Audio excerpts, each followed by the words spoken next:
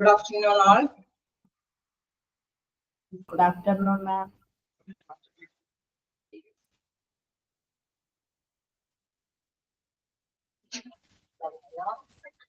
നമ്മൾ ഓഡിറ്റ് ആണ് എടുത്തുകൊണ്ടിരിക്കുന്നത്.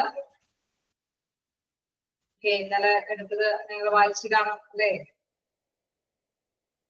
എന്തെങ്കിലുമൊക്കെ ഡൗട്ടുകൾ ഉണ്ടോ? അപ്പോ എന്തെങ്കിലും ഡൗട്ടുകൾ ഉണ്ടോ? ഓഡിറ്റ് വായിച്ചെടുത്തോളം വരെ വായിച്ചു നോക്കിയിട്ട് ഓക്കെ, നമുക്കപ്പോ കണ്ടിന്യൂ ചെയ്യാം അല്ലേ? ഓഡിറ്റ് എന്താണെന്നുള്ളതിന്റെ ഒക്കെ ഒരു രൂപരേഖ നിങ്ങൾക്ക് മൈൻഡിലായിട്ടുണ്ട് അല്ലെ? നിങ്ങൾക്ക് എന്തൊക്കെയോ എന്താണോ ഓഡിറ്റ് എന്നുള്ള കാര്യമൊക്കെ പറഞ്ഞിട്ടുണ്ട്. ഇനി നമുക്ക് നെക്സ്റ്റ് എടുക്കാനുള്ളത് ഓഡിറ്റിന്റെ പർപ്പസ് അല്ലെ? അതാണ് പറഞ്ഞു തുടങ്ങിയത്. അപ്പൊ ഓഡിറ്റ് എന്താന്നുള്ളത് നിങ്ങൾ ജസ്റ്റ് കണ്ടോ? എന്തിന്റെ ആണെങ്കിലും ഒരു അവലോകനം നടത്തുക, അത് നമുക്ക് മനസ്സിലായി. അത് ഫിനാൻസിന്റെ കാര്യമാണെങ്കിലും അല്ലെങ്കിൽ അവിടുത്തെ എന്താണ് സ്റ്റാഫുകളുടെ എന്തെങ്കിലും മാറ്റത്തിന് വേണ്ടിയിട്ടാണെങ്കിലും അല്ലെങ്കിൽ സമയക്രമത്തിന്റെ മാറ്റത്തിനോ അല്ലെങ്കിൽ പേഷ്യന്റിന്റെ എന്താണ് മെഡിക്കൽ ട്രീറ്റ്മെന്റിന്റെ കാര്യത്തിലോ എന്തിനു വേണ്ടിയിട്ടാണെങ്കിലും ഓഡിറ്റ് അവലോകനം നടത്താം.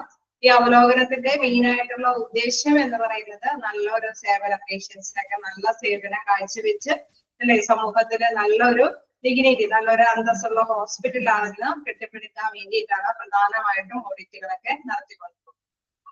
പിന്നെ നമുക്ക് നോക്കാനുള്ള പർപ്പസ് ഓഫ് ക്ലിനിക്കൽ ഓഡിറ്റ്, അതായത് ഓഡിറ്റിന്റെ ഉദ്ദേശം അല്ലെ? ഫസ്റ്റ് സ്റ്റാർട്ടിങ് പറഞ്ഞു വരുന്നു. ഫസ്റ്റ് പോയിന്റ് എന്താ പറഞ്ഞത്? ആരെങ്കിലും ഓർക്കുന്നുണ്ടോ?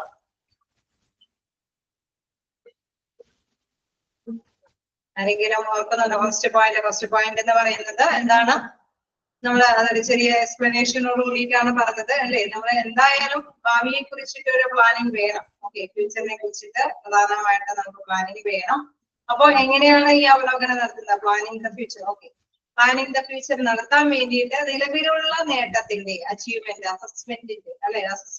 അച്ചീവ്മെന്റ്സിന്റെ അസസ്മെന്റ്, അതായത് നേട്ടങ്ങളുടെ വിലയിരുത്തലൂടെ അതിന്റെ അടിസ്ഥാനം വെച്ചുകൊണ്ട് ഇനി എന്തൊക്കെ ആവശ്യങ്ങൾ അല്ലെ, എന്തൊക്കെ വേണ്ടി വരും, എന്താ ഭാവിയിലേക്ക് എന്തൊക്കെ ആവശ്യം വരാം എന്നുള്ളത്, അതിന് വേണ്ടിയിട്ട് ഓഡിറ്റ് നടത്താം എന്നുള്ളതാണ് ഫസ്റ്റ് പോയിന്റ് നമ്മൾ പറഞ്ഞത്. ഇനി നമുക്ക് നോക്കാം നെക്സ്റ്റ് പോയിന്റിലേക്ക് നോക്കാം. എന്താണ് സെക്കൻഡ് പോയിന്റ് പറയുന്നത്? For comparison purpose with a view to improving the service. അതായത് നമുക്കറിയാം അല്ലെ, ഇംപ്രൂവിംഗ് സർവീസ് നന്നായിട്ട് അല്ലെ, കുറച്ചും കൂടി മെച്ചപ്പെട്ട രീതിയിൽ സേവനം കാഴ്ചവെക്കാൻ വേണ്ടിയിട്ട് ഒരു കമ്പാരിസൺ അല്ലെ, ഒരു താരതമ്യപ്പെടുത്തുന്നതിന് വേണ്ടിയിട്ട്. നമുക്കറിയാം മറ്റൊരു ഹോസ്പിറ്റലിലെ ഒരു എക്സ്റ്റേണൽ ഓഡിറ്റ് എന്നൊക്കെ പറയുമ്പോൾ നമുക്കറിയാം പുറത്തുനിന്ന് വന്ന് അല്ലെ, അവര് വന്ന് ഈ ഓഡിറ്റ് നടത്തുമ്പോൾ എന്താണ് ചില ഭേദഗതികളൊക്കെ വരുത്താനായിട്ട് ആവശ്യപ്പെടും. കാരണം ഇത്തിരി കൂടി സ്റ്റാൻഡേർഡ് കീപ്പ് ചെയ്യാൻ വേണ്ടിയിട്ട്. അപ്പൊ ഒരു കമ്പാരിസൺ പർപ്പസിന് വേണ്ടിയിട്ടും എന്ത് നടത്താവുന്നതാണ് ഓഡിറ്റ് നടത്താവുന്നതാണ് അല്ലെ? ഒരു കമ്പാരിസൺ, ഒരു താരതമ്യ പഠനത്തിന് വേണ്ടിയിട്ട്, അല്ലെങ്കിൽ ആ താരതമ്യ പഠനത്തിൽ നിന്ന് എന്താ ഉദ്ദേശിക്കുന്നത്? ആ താരതമ്യ പഠനം നടത്തുമ്പോൾ എന്താണ് ഹോസ്പിറ്റലുകാരെ ഉദ്ദേശിക്കുന്നത്? എന്താണ്? കേട്ടോ, ഈ ക്ലാസ്സിലേക്ക് വരിക. എന്താണ് ഉദ്ദേശിക്കുന്നത്? അവിടെ കറക്റ്റ് ആയിട്ട് പറയുന്നുണ്ട്, ഇംപ്രൂവിംഗ് ദ സർവീസ് അല്ലെ? അവിടെ സേവനങ്ങള് ഇംപ്രൂവ് ചെയ്യുക എന്നുള്ള ഉദ്ദേശത്തോട് കൂടിയിട്ടാണ് കമ്പാരിസൺ പർപ്പസ് അവിടെ നടത്തുന്നത് അല്ലെ? അങ്ങനെയും നമുക്ക് ഓഡിറ്റ് നടത്താവുന്നതാണ് ആ ഒരു ഉദ്ദേശം വെച്ചുകൊണ്ട്. നെക്സ്റ്റ് എന്താ പറയുന്നത്? It is regulatory in nature that ensures the full and effective utilization of a staff and facilities available. അതായത് നിലവിലെ അല്ലെ ആ ഹോസ്പിറ്റലിൽ ലഭ്യമായിട്ടിരിക്കുന്ന റിസോഴ്സസ്, അതെനിക്ക് അതായത് അവിടെ നമുക്കറിയാം വ്യത്യസ്ത തരത്തിലുള്ള റിസോഴ്സുകൾ അവിടെ യൂട്ടിലൈസ് ചെയ്യുന്നുണ്ട് അല്ലെ, ഉപയോഗിക്കുന്നുണ്ട്. പ്രധാനമായിട്ട് എന്തൊക്കെ റിസോഴ്സസ് ആണ് അവിടെ ഉപയോഗിക്കുന്നത്? നിങ്ങൾ എവിടെയാണെന്ന് അറിയാൻ വേണ്ടിയിട്ടാണ്. ഇതിലേക്ക് ആയോ? ഓക്കെ, എന്തൊക്കെ റിസോഴ്സസ് ഹോസ്പിറ്റലിൽ യൂട്ടിലൈസ് ചെയ്യുന്നുണ്ട്, ഉപയോഗപ്രദമാക്കുന്നുണ്ട്?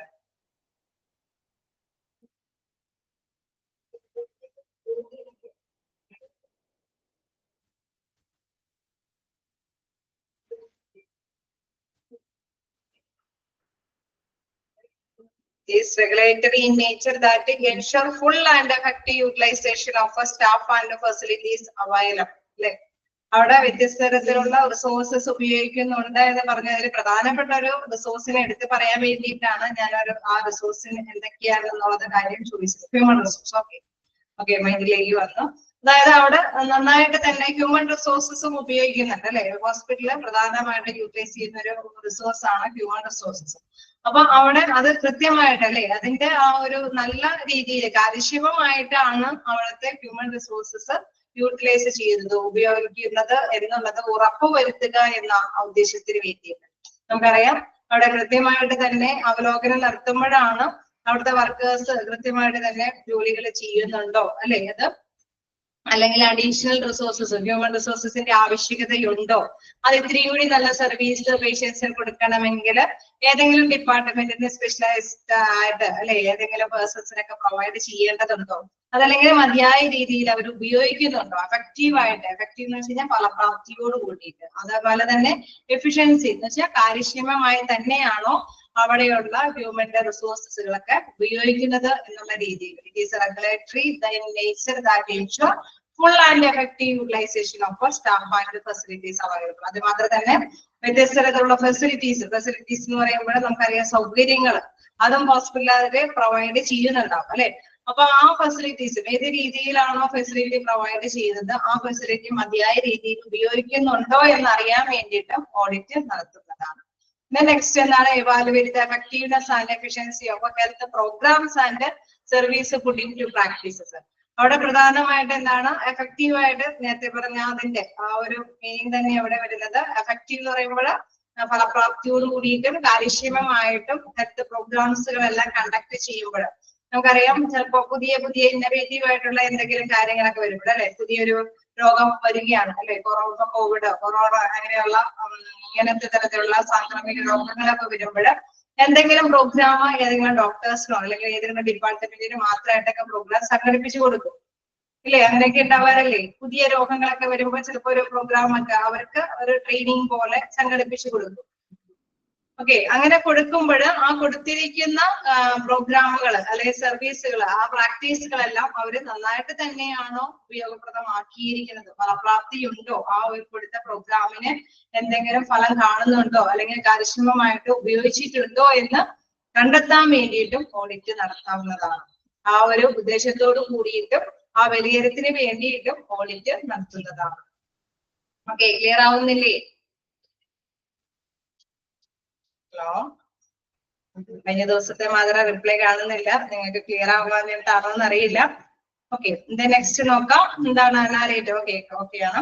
നാരേറ്റ് ആൻഡ് മെഷർ പ്രസന്റ് പെർഫോമൻസ്. അതേമാതിരി തന്നെ നിലവിലെ പ്രകടനങ്ങൾ അത് എത്രത്തോളമാണ് അല്ലെ, അത് എങ്ങനെയാണ് പോകുന്നത് എന്ന് മെഷർ ചെയ്യാൻ വേണ്ടിയിട്ടും അവലോകനം അതായത് ഓഡിറ്റ് നടത്താവുന്നതാണ്. നാരേറ്റ് ദ മെഷർ പ്രസന്റ് പെർഫോമൻസ് എന്ന് വെച്ചാൽ നിലവിലെ ഉള്ള പ്രകടനങ്ങൾ എന്തൊക്കെയാണെന്ന് അറിയാൻ വേണ്ടിയിട്ട്. അത് നിലവിൽ ഇപ്പൊ ഇത്ര പേഷ്യൻസ് ഒക്കെ ഓരോ ദിവസം അപ്ഡേറ്റ് ആയിട്ട് വരുന്നുണ്ട്, അവർക്ക് സേവനങ്ങൾ കാഴ്ചവെക്കാനായിട്ട് മതിയായ രീതിയിലുള്ള സ്റ്റാഫുകളൊക്കെ ഉണ്ട് എന്നുള്ളതൊക്കെ വിലയിരുത്തി പോകാനായിട്ട്. എന്താണ് ഹെൽപ്പ് ഡെവലപ്പിംഗ് ഒബീവിയസ് സ്റ്റാൻഡേർഡ്സ്, അതായത് വ്യക്തമായ സ്റ്റാൻഡേർഡ്സ് അല്ലെ. ഒബീവിയസ് എന്ന് പറയുന്നത് വ്യക്തമായ മാനദണ്ഡങ്ങളൊക്കെ അല്ലെ അത് വികസിപ്പിച്ചു കൊണ്ടുവരാനായിട്ട്. നമുക്കറിയാം നല്ല മാനദണ്ഡങ്ങൾ ഉണ്ടെങ്കിലാണ് ഒരു കമ്പാരിസൺ നടത്താനായിട്ട് എപ്പോഴും സാധിക്കുകയുള്ളൂ അല്ലെ. അപ്പൊ നല്ല വ്യക്തമായ മാനദണ്ഡങ്ങളെല്ലാം എന്താണ് രൂപീകരിച്ചു കൊണ്ടുവരാനൊക്കെ ആയിട്ട്. ഇപ്പൊ നമുക്കറിയാം ഇപ്പൊ ഇത്ര പേഷ്യൻസിനെ ഇത്ര നഴ്സുമാരെ കൊണ്ട് സേവനം ചെയ്യാനായിട്ട് സാധിക്കും എന്നുള്ള മാനദണ്ഡം വെക്കണമെങ്കിൽ അതിന് വ്യക്തമായ റെക്കോർഡ്സും കാര്യങ്ങളൊക്കെ വെച്ചിട്ട് വേണം കൈകാര്യം ചെയ്യാൻ അല്ലേ. അത് അവലോകനം ചെയ്തിട്ട് വേണം അത് തിട്ടപ്പെടുത്താനായിട്ട്. അപ്പൊ ഇത്തരത്തില് ഉള്ള അവലോകനത്തിന് വേണ്ടിയിട്ട് ഇത്തരത്തിലുള്ള സ്റ്റാൻഡേർഡ് ഫിക്സ് ചെയ്യാൻ വേണ്ടിയിട്ടും ഓഡിറ്റ് നടത്താവുന്നതാണ്. Then recommends what requires to be changed, അതായത് എന്ത് ചേഞ്ചസ് ആണ് അല്ലെ നമുക്ക് ആവശ്യമായിട്ട് വരുന്നത് എന്നുള്ളതിനെ കണ്ടെത്താൻ വേണ്ടിയിട്ട്. Recommend what requires to be change. ചിലപ്പോൾ ഒരു പക്ഷേ ഡോക്ടേഴ്സും നഴ്സുമാരൊക്കെ നല്ല കേബിൾ ആയിരിക്കും അല്ലെ, നല്ല കഴിവുള്ളവരൊക്കെ ആയിരിക്കും. പക്ഷെ അതിനുള്ള ഫെസിലിറ്റീസ് ചിലപ്പോൾ ആണെങ്കിൽ എന്താ പറയുക പേഷ്യൻസ് വരുന്നത് അനുസരിച്ചിട്ട് എല്ലാവരെയും ട്രീറ്റ് ചെയ്യാനുള്ള കപ്പാസിറ്റി ആയിരിക്കും ഒരു പക്ഷേ കുറവായിട്ട് വന്നേക്കുന്നത്. അപ്പൊ എന്താണ് ചേഞ്ചസ് വേണ്ടത് അതിനെ സംബന്ധിച്ചുള്ള റെക്കമെൻഡേഷന് വേണ്ടിയിട്ടും ഓഡിറ്റ് നടത്താവുന്നതാണ്. Help to mobilise resources for change, അതായത് മാറ്റത്തിന് വിഭവങ്ങളൊക്കെ സമാഹരിക്കുക. അതായത് നമ്മൾ അല്ലെ റിസോഴ്സസ് എന്ന് പറയുമ്പോൾ പലതരത്തിലുള്ള മൂലധനങ്ങൾ നമ്മൾ ഉപയോഗിക്കുന്നുണ്ട് അല്ലെ, വിഭവങ്ങളെല്ലാം ഉപയോഗിക്കുന്നത്. ഹ്യൂമൻ റിസോഴ്സ് ഉണ്ട്, മെഷീനറി ഉണ്ട്, ഡോക്ടേഴ്സ്, ആവശ്യമായിട്ടുള്ള എന്താണ് ബിൽഡിങ്സും കാര്യങ്ങളും എല്ലാം തന്നെ റിസോഴ്സസ് ആണ്. അപ്പൊ അതിന്റെയൊക്കെ സമാഹരണത്തിന് വേണ്ടിയിട്ട് എന്തൊക്കെ ഞാൻ നേരത്തെ പറഞ്ഞ മാതിരി ചിലപ്പോ എല്ലാം ഇതായിരിക്കും അല്ലെ, ചില കുറവെന്നൊക്കെ പറയുമ്പോൾ ചിലപ്പോ ചെറിയ ചെറിയ ഫർണിച്ചറിന്റെ ഒക്കെ അഭാവങ്ങളായിരിക്കും. അപ്പൊ അതൊക്കെ സമാഹരിച്ചു കൊണ്ടുവരാൻ വേണ്ടിയിട്ട് അതിന്റെ അഭാവമുണ്ടോ എന്ന് കണ്ടെത്താൻ വേണ്ടിയിട്ടൊക്കെ ഓഡിറ്റ് നടത്താവുന്നതാണ്. Then appraise the past and modify the present process. അതായത് എപ്പോഴും നമുക്കറിയാം അല്ലെ, പുതിയ പുതിയ ഇത് കണ്ടെത്തുക എന്നുള്ളതാണ് പ്രധാനമായിട്ടും നമ്മൾ എന്താ പറയുക കിടന്ന മത്സരത്തിൽ വിജയിക്കുന്നത് അല്ലെ. അപ്പൊ മോഡിഫൈ ചെയ്യുക, പ്രസന്റ് പ്രോസസ് എപ്പോഴും മോഡിഫൈ ചെയ്യുക എന്നുള്ളത് എന്തെങ്കിലും വിലയിരുത്തിയാൽ മാത്രമാണ് മോഡിഫൈ ചെയ്യാനായിട്ട് സാധിക്കുകയുള്ളൂ അല്ലെ. അപ്പൊ ഓഡിറ്റ് നടത്തുമ്പോഴാണ് വിലയിരുത്തൽ വരുന്നത്, എവിടെയാണ് ആവാകതയെന്ന് കണ്ടെത്താൻ സാധിക്കുന്നത്, അപ്പോൾ മോഡിഫൈ ചെയ്യാനായിട്ട് സാധിക്കുകയുള്ളൂ. അപ്പൊ ഇത്തരത്തിലുള്ള വ്യത്യസ്ത ഉദ്ദേശത്തോടു കൂടിയിട്ടാണ് ക്ലിനിക്കൽ ഓഡിറ്റുകൾ നടത്തിക്കൊണ്ട് പോകുന്നത്. ജസ്റ്റ് വായിച്ചു നോക്കാം, എന്തെങ്കിലും ഡൗട്ടുകൾ ഉണ്ടെങ്കിൽ ചോദിക്കുക.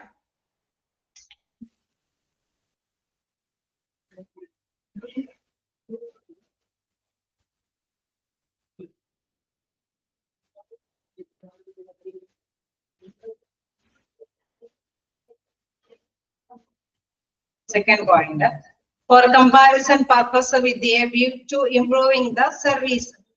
നമുക്കറിയാം അവിടെ അല്ലെ പ്രധാനമായിട്ടും സർവീസ് എന്ന് പറയുമ്പോൾ സേവനങ്ങൾ അല്ലെ, പേഷ്യൻസിന് കൊടുക്കുന്ന സേവനങ്ങള് വികസിപ്പിച്ചുകൊണ്ട് അല്ലെ അത് ഇംപ്രൂവ് ചെയ്ത് കൊണ്ടുവരിക എന്നുള്ള ഉദ്ദേശമാണ് പ്രധാനമായിട്ടും ലക്ഷ്യമിട്ടിട്ട് അല്ലെ ഓഡിറ്റ് നടത്തുന്നത്. പ്രധാനമായിട്ടും മിക്കപ്പോഴും നമുക്കറിയാം ക്ലിനിക്കൽ ഓഡിറ്റിന്റെ പ്രധാന ഉദ്ദേശം എന്ന് പറയുന്നത് നല്ല ഇംപ്രൂവ്മെന്റ് ആയിട്ടുള്ള അല്ലെ നല്ല രീതിയിലുള്ള സർവീസ് പേഷ്യൻസിന് കൊടുക്കുക എന്നുള്ളതാണ്. അപ്പൊ മെയിൻ ആയിട്ടുള്ള ഒരു ഉദ്ദേശമാണ് എന്താ പറയുന്നത് ഈ ഒരു ഇംപ്രൂവ്മെന്റിന് വേണ്ടിയിട്ടാണ് ഓഡിറ്റ് നടത്തുക. അത് നമുക്ക് മനസ്സിലാവും. ഒരു എക്സ്റ്റേണൽ ഓഡിറ്റ് ഒക്കെ വരുമ്പോൾ ഒരു കമ്പാരിസൺ ഫസ്റ്റ് പോയിന്റ് പറയാം. അപ്പൊ കമ്പാരിസൺ വഴി അല്ലെ നമ്മള് ഏതെങ്കിലും ഒരു ഇന്ത്യന്റെ ഇതുകൊണ്ടാണ് ഇവിടുത്തെ ഇതിന് അല്ലെ ഇച്ചിരി കൂടിയും ഇംപ്രൂവ് വരുത്താവുന്നതാണ്, നിങ്ങൾക്ക് കുറച്ചും കൂടിയും ഇംപ്രൂവ് വരുത്തണമെങ്കിൽ ഈ ഒരു തലത്തിലൊക്കെ മാറ്റങ്ങൾ വരുത്തണം.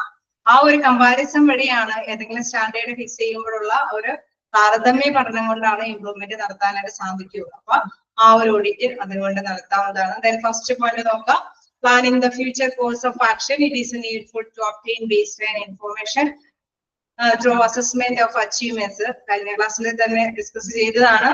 അതായത് നമ്മൾ ഭാവിയെ കുറിച്ചിട്ട് പ്ലാനിങ്ങിന് വേണ്ടിയിട്ടാണ് പ്രധാനമായിട്ടും ഓഡിറ്റ് നടത്തുന്നത്. അതെപ്പോഴും ആ ഒരു ഉദ്ദേശം ഉണ്ടെങ്കിൽ അത് ഉണ്ടാകണമെങ്കിൽ പ്രധാനമായിട്ട് ഇപ്പോ നിലവിലുള്ള അച്ചീവ്മെന്റ്സ് അതിന്റെ നേട്ടത്തിന്റെ വിലയിരുത്തൽ നോക്കിയിട്ട് അതിനെ അടിസ്ഥാനം ഇട്ടിട്ടാണ് എന്താണ് വീണ്ടും വീണ്ടും ആവശ്യങ്ങൾ വേണ്ടി വരുന്നത് അല്ലെ. നമ്മൾക്ക് ഇപ്പൊ നേരത്തെ പറഞ്ഞ മാതിരി കൃത്യമായിട്ട് ഡോക്ടേഴ്സ് നഴ്സുമാരുടെ സേവനങ്ങളൊക്കെ ലഭ്യമാണ്, വലിയ കുഴപ്പമില്ലാതെ തന്നെ എല്ലാ പേഷ്യൻസും സാറ്റിസ്ഫൈഡ് ആണ് എന്ന് കണ്ടെത്തുന്നു എങ്കിൽ നെക്സ്റ്റ് എന്താണ് അവിടെ ചിലപ്പോ ആണെങ്കിൽ അവർക്ക് പേഷ്യൻസ് മതിയായ രീതിയിൽ ചില എക്യുപ്മെന്റ്സിന്റെ അഭാവമായിരിക്കും, ചിലപ്പോൾ ബിൽഡിങ്ങിന്റെ ഒരു ഷോർട്ടേജ് ആയിരിക്കും അല്ലെ, ഇച്ചിരി കൂടി സൗകര്യങ്ങളായിരിക്കും വേണ്ടി വരുന്നത്. അപ്പൊ നേട്ടം ഓക്കെയാണെങ്കിൽ ആ നേട്ടത്തിന്റെ അടിസ്ഥാനത്തിൽ വീണ്ടും എന്താണ് ആവശ്യം, ആ ആവശ്യം കണ്ടെത്തുക, അതിനനുസരിച്ചിട്ട് വേണം പ്ലാൻ ചെയ്യാനായിട്ട് അല്ലെ, ഫ്യൂച്ചറിനെ പ്ലാൻ ചെയ്യാനായിട്ട് സാധിക്കും. അപ്പൊ അതിന് ആ ഒരു ഉദ്ദേശത്തോട് കൂടിയിട്ട് ഓഡിറ്റ് നടത്താവുന്നതാണ്. സെവൻത്ത് പോയിന്റ് ചോദിച്ചു. Seventh point recommends what requires to be changed അല്ലെ. നമ്മളിപ്പോ നേരത്തെ പറഞ്ഞ മാതിരി തന്നെ ഒരു ആവശ്യം ഇപ്പൊ അത് എന്തിന്റെ കാര്യത്തിലാണെങ്കിൽ അല്ലെ ചേഞ്ചിങ് ആവശ്യമുണ്ടെങ്കിൽ അതിന് വേണ്ടിയിട്ട് എന്താണ് ആവശ്യം, നമ്മൾ ഒരു ചേഞ്ചിങ് ആവശ്യപ്പെടുന്നുണ്ടെങ്കിൽ അതിനെ റെക്കമെൻഡ് ചെയ്യുന്നുണ്ടെങ്കിൽ അതിന് വേണ്ടിയിട്ട് എന്താണ് ആവശ്യകത വരുന്നത് അല്ലെ. ഇപ്പൊ നമ്മളിപ്പോ ഒരു സമയക്രമത്തിലാണ് മാറ്റം വരുത്തുന്നതെങ്കിൽ ചിലപ്പോൾ ഷിഫ്റ്റിന്റെ കാര്യത്തിൽ എന്തെങ്കിലും മാറ്റങ്ങളായിരിക്കും വേണ്ടി വരുന്നത് അല്ലെ. അപ്പൊ അതിന് പറ്റുന്ന പേഴ്സൺസ് നമുക്കറിയാം നൈറ്റ് ഷിഫ്റ്റ് ഡ്യൂട്ടികളൊക്കെ ചിലർക്ക് പറ്റിയെന്ന് വരും. അപ്പൊ അതിന് വേണ്ടിയിട്ട് എന്താണ് മാറ്റങ്ങൾ, ചിലപ്പോ അതിനനുസരിച്ചിട്ടുള്ള ഒരു ടൈം ടേബിളൊക്കെ മാറ്റി സ്ഥാപിക്കേണ്ടതൊക്കെ ആയിട്ട് വരും. അപ്പൊ റെക്കമെൻഡ് എന്തെങ്കിലും ചേഞ്ച് ആവശ്യമുണ്ടെങ്കിൽ അതിലേക്ക് എന്താണ് ശുപാർശ ചെയ്യപ്പെടുന്നത്, സമയക്രമത്തിന്റെ കാര്യമാണ് ശുപാർശ ചെയ്യുന്നതെങ്കിൽ ആ ഒരു സമയക്രമം ഭേദഗതി ചെയ്ത് തന്നെ ആ ഒരു സേവനം കാഴ്ചവെക്കേണ്ടതായിട്ട് വരും. അതാണ് അവിടെ ഉദ്ദേശിക്കുന്നത്. ഓക്കെ, വേറെ എന്തെങ്കിലും ചോദിച്ചായിരുന്നോ? കാണാതെ പോയെന്ന് അറിയില്ല. ഓക്കെ,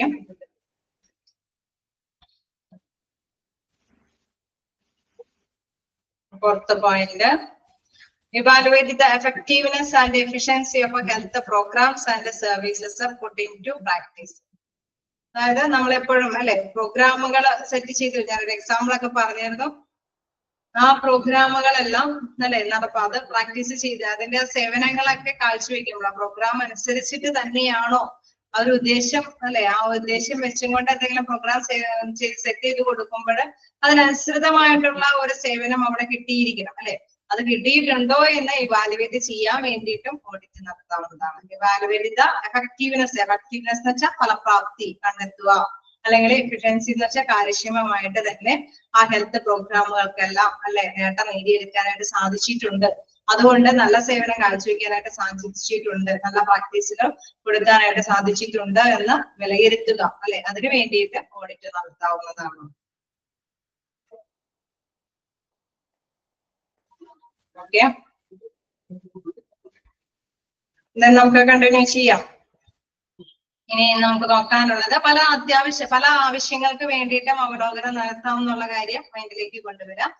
നെക്സ്റ്റ് നോക്കാം, എന്താണ് അതിൽ പ്രധാനമായിട്ടും പറയുന്നത് അതിന്റെ ഒരു pre request for clinical audit ആണ്. ചെറിയ 2 പോയിന്റ്സ് ആണ് നിങ്ങൾക്ക് പഠിക്കാനുള്ളത്, ഒരുപാട് കാര്യങ്ങളല്ല. അത് ജസ്റ്റ് ഫസ്റ്റ് ഇതിൽ പറയുന്നത് മെഡിക്കൽ ഓഡിറ്റ് കമ്മിറ്റിയെ കുറിച്ചിട്ടാണ്. ഒരു ചെറിയ ഒരു പറയുന്നുണ്ട്. അത് ആ പോയിന്റ്സിൽ ചെറിയൊരു ഇതുകളുണ്ട്, ഒന്ന് മാർക്ക് ചെയ്യേണ്ടതുണ്ട്. അതായത് ഞാൻ ജസ്റ്റ് ഒന്ന് വായിക്കാം, എന്നാലേ നിങ്ങൾക്ക് അത് മനസ്സിലാവുള്ളൂ. Hospital administration chairman, officer in charge, member secretary, head of different department members. അതാണ് ഫസ്റ്റ് പോയിന്റ് പറയുന്നത്. Then the committee to meet once a month on fixed day. അതായത് മെഡിക്കൽ ഓഡിറ്റ് കമ്മിറ്റി എല്ലാ മാസവും ഒരു ദിവസം അല്ലെ അത് മീറ്റിംഗ് ഉണ്ടായിരിക്കണം, കൂടേണ്ടതാണ്. എല്ലാ മാസവും ഒരു ദിവസം, ഒരു സ്പെസിഫിക് ഡേ അല്ലെ, ഒരു ഫിക്സഡ് ഡേ. നമുക്കറിയാം എല്ലാ മാസത്തിലെ ലാസ്റ്റ് സാറ്റർഡേയോ എല്ലാ മാസത്തിലെ ലാസ്റ്റ് സൺഡേയോ അങ്ങനെ ഏതെങ്കിലും ഒരു ദിവസം, ഒരു ഫിക്സഡ് ഡേ എല്ലാ മാസവും ഏതെങ്കിലും ഒരു ദിവസം ഫിക്സഡ് ഡേ ഏത് കമ്മിറ്റി കൂടേണ്ടതാണെന്നാ പറയുന്നത്? മെഡിക്കൽ ഓഡിറ്റ് കമ്മിറ്റി കൂടേണ്ടതാണ്. ഓക്കെ, ക്ലിയർ ആയോ? ഫസ്റ്റ് നിങ്ങൾ ആദ്യം മനസ്സിലാക്കുക, മെഡിക്കൽ ഓഡിറ്റ് കമ്മിറ്റി എന്ന് പറയുന്നത് ഒരു ഫിക്സഡ് ഡേ എല്ലാ മാസവും കൂടേണ്ടതാണ്. ഇനി അതിലെ മെമ്പേഴ്സ്, അതിൽ ആരൊക്കെയാണ് പങ്കെടുക്കേണ്ടതെന്നാണ് ഫസ്റ്റ് പോയിന്റിൽ പറയുന്നത്. അത് നോക്കുക. Hospital administration chairman, then officer in charge, member secretary, then head of different department members. അവരാണ് ആ ഒരു മീറ്റിംഗിൽ കൂടിയേണ്ടത്. അപ്പൊ കോമയായിട്ടൊന്ന് നിങ്ങൾ വന്നത് തിരിച്ചു വെച്ചേരെ. ഹോസ്പിറ്റൽ അഡ്മിനിസ്ട്രേഷൻ ചെയർമാൻ അതൊരു ഗണമായിട്ട്, then officer in charge, member secretary, then third head of different departments members. അതായത് മീറ്റിംഗ് കൂടുമ്പോൾ നമുക്കറിയാലേ എല്ലാവരെയും കൂട്ടിയിട്ടല്ല ഇങ്ങനെ മെഡിക്കൽ ഓഡിറ്റ് കമ്മിറ്റി ഒക്കെ കൂടുന്നത്. നിശ്ചിത യോഗ്യതയുള്ള പേഴ്സൺസ് ആണ് ആ മീറ്റിംഗിൽ സംബന്ധിക്കുന്നത് അല്ലെ. അത് എല്ലാ മാസവും ഒരു ദിവസം ഒരു ഫിക്സഡ് ഡേ കൂടേണ്ടതാണ്. ആ പോയിന്റ് ഒന്ന് മാർക്ക് ചെയ്തിട്ട് മിക്കപ്പോഴും ക്വസ്റ്റ്യൻസിൽ കാണാറുണ്ട്. Then the committee to meet അല്ലെ, ഏത് ദിവസം മെഡിക്കൽ കമ്മിറ്റി ഓഡിറ്റ് മീറ്റ്. അപ്പൊ നമുക്കറിയാം ഒരു വൺസ് എ മന്ത് അല്ലെ, ഒരു മാസത്തിൽ ഒരു പ്രാവശ്യമാണ്, അല്ലെങ്കിൽ ട്വൈസ് എ മന്ത് ആണെന്നുള്ള ഓപ്ഷൻ വന്നു കഴിഞ്ഞാൽ നമുക്കറിയാം അല്ല അല്ലെ, ഒരേ പ്രാവശ്യം മാസത്തിൽ ഒരിക്കൽ മാത്രമാണ് അവര് കമ്മിറ്റി കൂടുന്നുള്ളൂ. ദെൻ അതിലെ മെമ്പേഴ്സ് എന്ന് പറയുന്നത് ആരാണ്? ഹോസ്പിറ്റൽ അഡ്മിനിസ്ട്രേഷൻ ചെയർമാൻ ഉണ്ടായിരിക്കും, ഓഫീസർ ഇൻചാർജ്, മെമ്പർ സെക്രട്ടറി ഉണ്ടായിരിക്കും, then head of different departments members. അതായത് വ്യത്യസ്ത ഡിപ്പാർട്ട്മെന്റ് ഒക്കെ ആകുമ്പോൾ അതിന്റെ ഓരോരോ ഹെഡുകൾ അല്ലെ, ആ ഹെഡായിട്ടുള്ള വ്യക്തികളെല്ലാം തന്നെ അതിലെ മെമ്പേഴ്സ് ആയിരിക്കും. അവരെല്ലാവരും കൂടി മാസത്തിന്റെ ഒരു ദിവസം എന്താണ് ഒരു ഫിക്സഡ് ഡേ എല്ലാവരും കൂടി ഒരു കമ്മിറ്റി കൂടും. ആ കമ്മിറ്റിയുടെ പേരാണ് medical audit committee. Okay, clear അല്ലേ? ജസ്റ്റ് ഒന്ന് മാർക്ക് ചെയ്തേരെ, കാരണം ഇടയ്ക്കിടയ്ക്കൊക്കെ ചോദ്യങ്ങൾ കാണാറുണ്ട്. നെക്സ്റ്റ് നോക്കാം, വെൽ ഓർഗനൈസ്ഡ് മെഡിക്കൽ റെക്കോർഡ്. അതിനെ കുറിച്ച് നോക്കുകയാണെങ്കിൽ hospital statistics, hospital resources, hospital utilisation rates, admission data. അതായത് നല്ല ഒരു മെഡിക്കൽ റെക്കോർഡിൽ എന്തെല്ലാം ഉണ്ട് നമുക്കറിയാം. മെഡിക്കൽ റെക്കോർഡ് എടുക്കുന്ന അല്ലെ, അത് ഒരുപാട് ഇതുകളുണ്ട്. മെഡിക്കൽ റെക്കോർഡിൽ എല്ലാം അപ്ഡേറ്റ് ആയിട്ട് തന്നെ അതിലെല്ലാം കൊടുത്തിട്ടുണ്ടാവും അല്ലെ. പ്രൊഫഷണൽസ് എല്ലാം രേഖപ്പെടുത്തിയിട്ടുണ്ടാവും. പേഷ്യന്റിനെ കുറിച്ചിട്ടോ ഹോസ്പിറ്റലിനെ കുറിച്ചിട്ടോ ഹോസ്പിറ്റൽ എക്യുപ്മെന്റിനെ കുറിച്ച് അവിടെ വർക്ക് ചെയ്യുന്ന സ്റ്റാഫുകളെ കുറിച്ച് എല്ലാം തന്നെ അപ്ഡേറ്റ് ആയിട്ട് തന്നെ അല്ലെ അവിടെ രേഖപ്പെടുത്തിയിട്ടുണ്ടാവും. അപ്പൊ അതെന്ന് പറയുന്നത് വെൽ ഓർഗനൈസ്ഡ് മെഡിക്കൽ റെക്കോർഡ് എന്ന് പറയുന്നത് ഹോസ്പിറ്റൽ സ്റ്റാറ്റിസ്റ്റിക്സോ ഹോസ്പിറ്റൽ റിസോഴ്സസ് ആണ് അല്ലെ. ഹോസ്പിറ്റലിനെ സംബന്ധിച്ച് ഒരു സ്റ്റാറ്റിസ്റ്റിക്കൽ ആയിട്ടുള്ള സ്ഥിതി വിവരണ ഒരു അല്ലെ വിഭവമാണ് എന്തെന്ന് പറയുന്നത് ഹോസ്പിറ്റൽ റെക്കോർഡ് മെഡിക്കൽ റെക്കോർഡ് എന്ന് പറയുന്നത്. ഓക്കെ, ഫസ്റ്റ് നോക്കാം. ഹോസ്പിറ്റൽ സ്റ്റാറ്റിസ്റ്റിക് ഹോസ്പിറ്റൽ റിസോഴ്സസ് ആണ് എന്ത് മെഡിക്കൽ റെക്കോർഡ് എന്ന് പറയുന്നത്. then hospital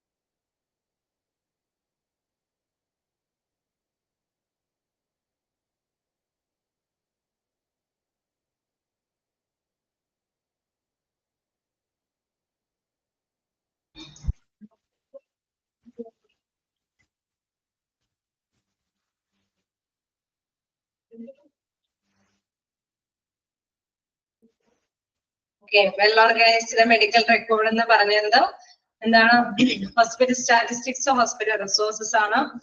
hospital utilisation rates, അതായത് അതിലെല്ലാം തന്നെ ഉൾപ്പെടുത്തിയിട്ടുണ്ടാവും അല്ലെ. അത് എന്തൊക്കെ സംഭവങ്ങളാണ് അതിൽ ഉപയോഗിച്ചിരിക്കുന്നത് എല്ലാം തന്നെ. അതായത് മെഡിക്കൽ റെക്കോർഡ് എന്ന് പറയുമ്പോൾ നമുക്കറിയാം അവിടുത്തെ എല്ലാ സംഭവങ്ങളും രേഖപ്പെടുത്തിയിരിക്കുന്നത് അല്ലെ. ലീഗൽ ആയിട്ടുള്ള ഒരു എവിഡൻസ് കൂടിയാണ് എന്തെന്ന് പറയുന്നത് മെഡിക്കൽ റെക്കോർഡ് എന്ന് പറയുന്നത് അല്ലെ. അപ്പൊ അതുകൊണ്ട് തന്നെ ഹോസ്പിറ്റലിനെ സംബന്ധിച്ച് യൂട്ടിലൈസേഷൻ റേറ്റ് അത് എത്രത്തോളം ഉപയോഗപ്രദമാക്കിയിട്ടുണ്ട് ഇതിന്റെ സേവനങ്ങൾ തന്നെ അതിൽ റെക്കോർഡിക്കഡ് ആയിട്ട് രേഖപ്പെടുത്തിയിട്ടുണ്ട്.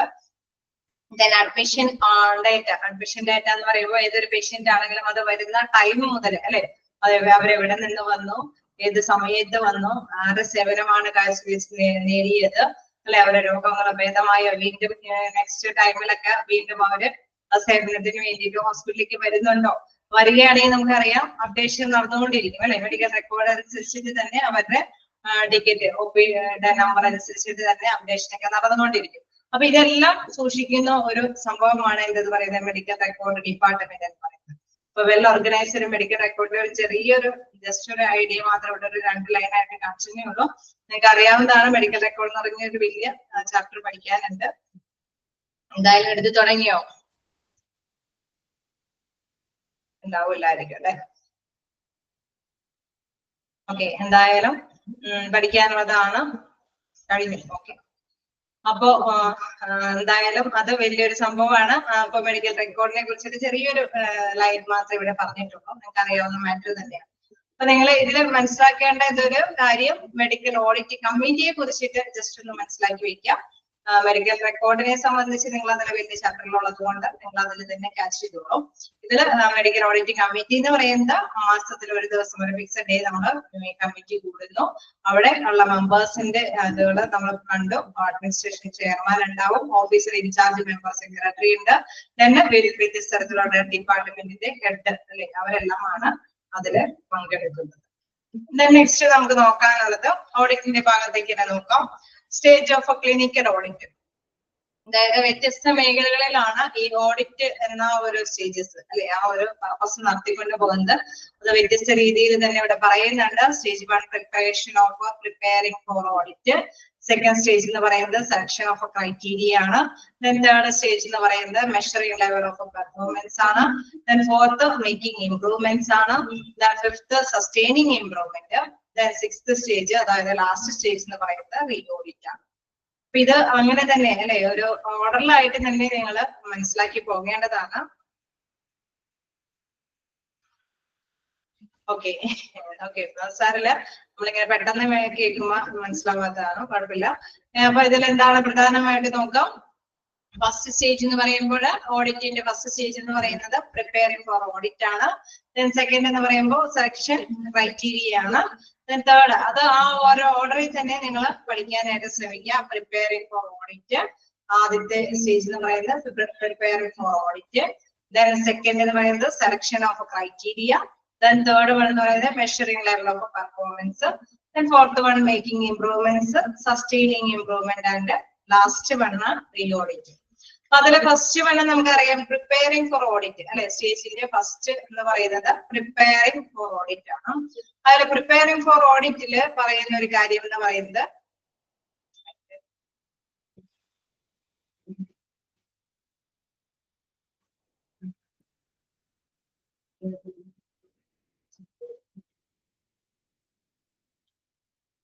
ഓക്കെ, പ്രിപ്പയറിംഗ് ഫോർ ഓഡിറ്റില് നമുക്കറിയാം അല്ലെ, ഒരു ഓഡിറ്റിന് വേണ്ടിയിട്ട് നമ്മൾ ഒരു പ്രിപ്പറേഷൻ വേണം അല്ലെ. എവിടെയാണ് നമ്മൾ ഓഡിറ്റ് നടത്തേണ്ടത് നമുക്കറിയാം, വ്യത്യസ്ത മേഖലകളുണ്ട്. എവിടെ വേണമെങ്കിലും ഓഡിറ്റ് നടത്താം എന്നുള്ള കാര്യമൊക്കെ നമ്മൾ കണ്ടു. വ്യത്യസ്ത ഉദ്ദേശത്തോട് കൂടിയിട്ട് ഓഡിറ്റ് നടത്താം എന്നുള്ളതും വ്യത്യസ്ത രീതിയിൽ നമുക്ക് ഓഡിറ്റ് നടത്താം എന്നുള്ള കാര്യം നമ്മൾ പഠിച്ചു അല്ലെ.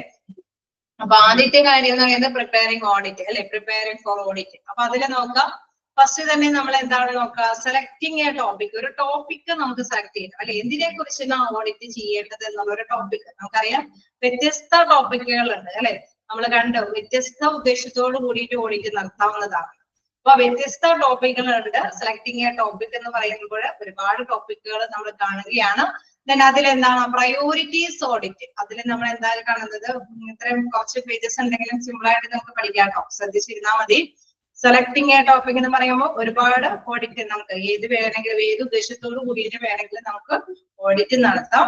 അതിലെ പ്രയോറിറ്റീസ് ഓഡിറ്റ് അല്ലെ, അതിന് എന്തിനാണ് മുൻഗണന കൊടുക്കുക, ആദ്യം നമ്മൾ എന്തിനാണോ ഓഡിറ്റ് ചെയ്യുക. നമ്മൾ അങ്ങനെയാണല്ലോ അല്ലെ, നമുക്ക് ഒരുപാട് ആവശ്യങ്ങളുണ്ടാവും. ഒരു ഫിനാൻസ് നമ്മുടെ കയ്യിൽ കിട്ടിക്കഴിഞ്ഞാൽ നമുക്ക് ഒരുപാട് ആവശ്യം ഉണ്ടാവും അല്ലെ.